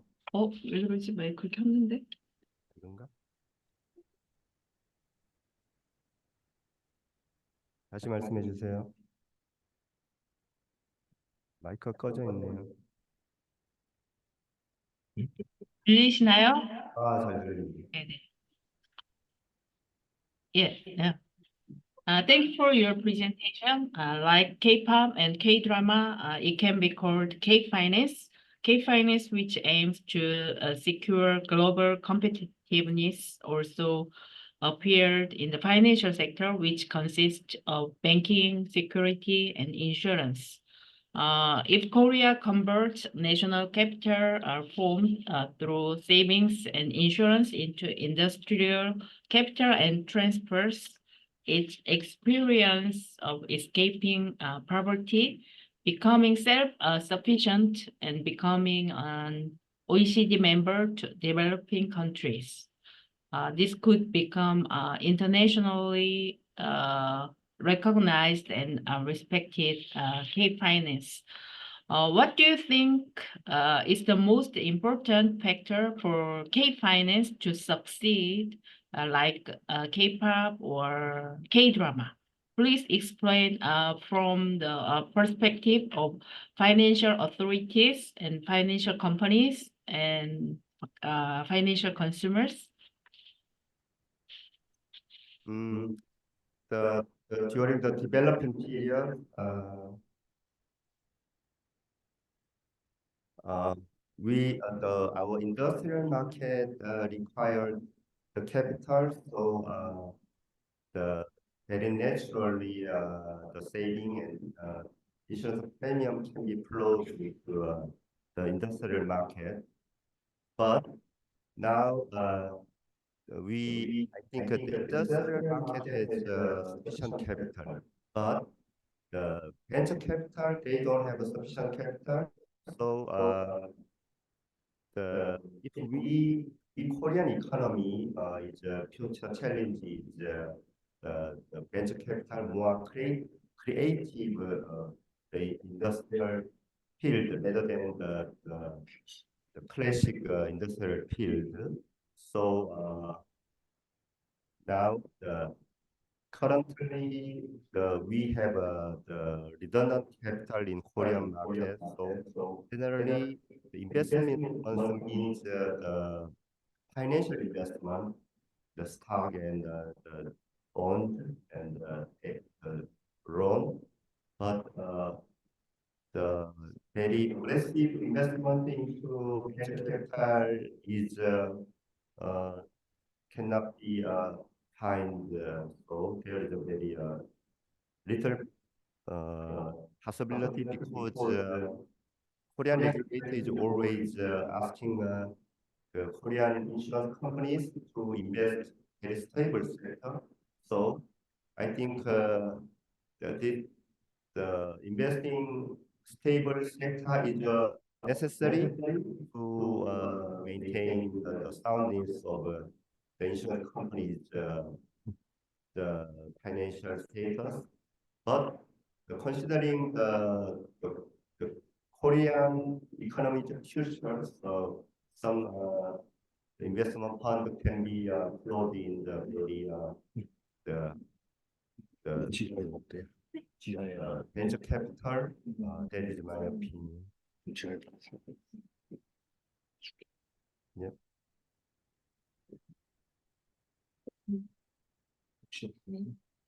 교문 앞에 성대 맡으라고 했는데 전화해서 뭐 소프트 드링크를 같이 그냥 하려고 했거든요.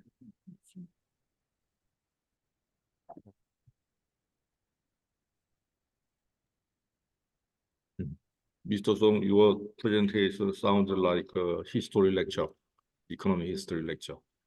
I like the everything, especially the diamond theory. Do you think the insurance development can lead to the economic development or the opposite way? Which side, which direction is more probable or plausible? The insurance development can lead to economic development or the opposite way? What's your opinion?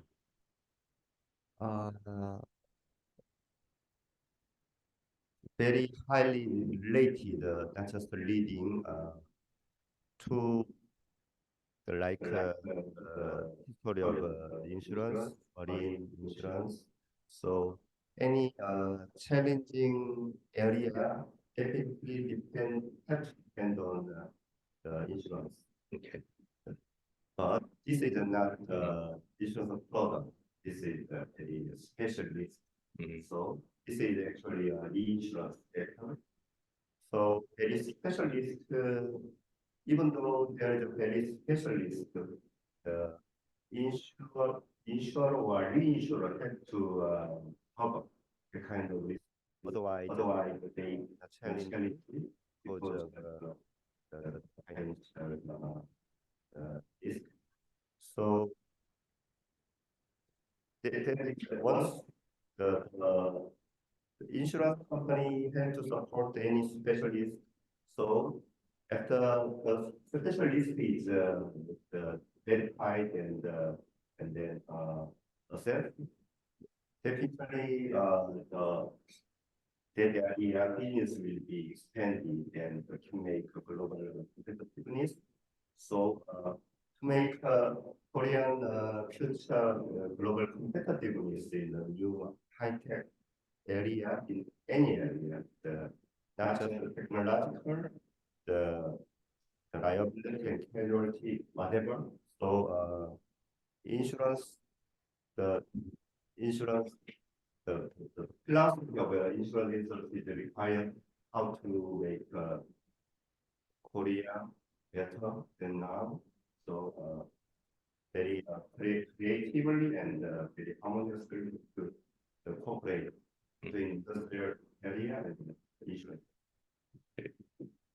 Another important research topic might be the relationship between the primary insurance and the reinsurance sector, which insurance may lead the another. In some sense, reinsurance development may cause the development of primary insurance, or the opposite might be true. So I think there is no such a research yet. I personally, in my opinion, I am trying to persuade the insurance company that is taker. So and reinsurance company that the bigger is taker. So currently, the insurance company is more focused in the exterior and the accounting area rather than the product development. So product development is more important. So until new product risk is not very high, generally, the primary insurance and reinsurance have to share the risk and diversify risk. So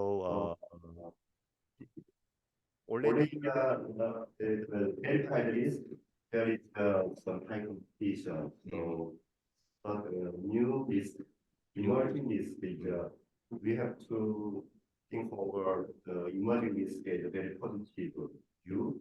So the emerging risk there is a chance for the industrial area and the insurance. So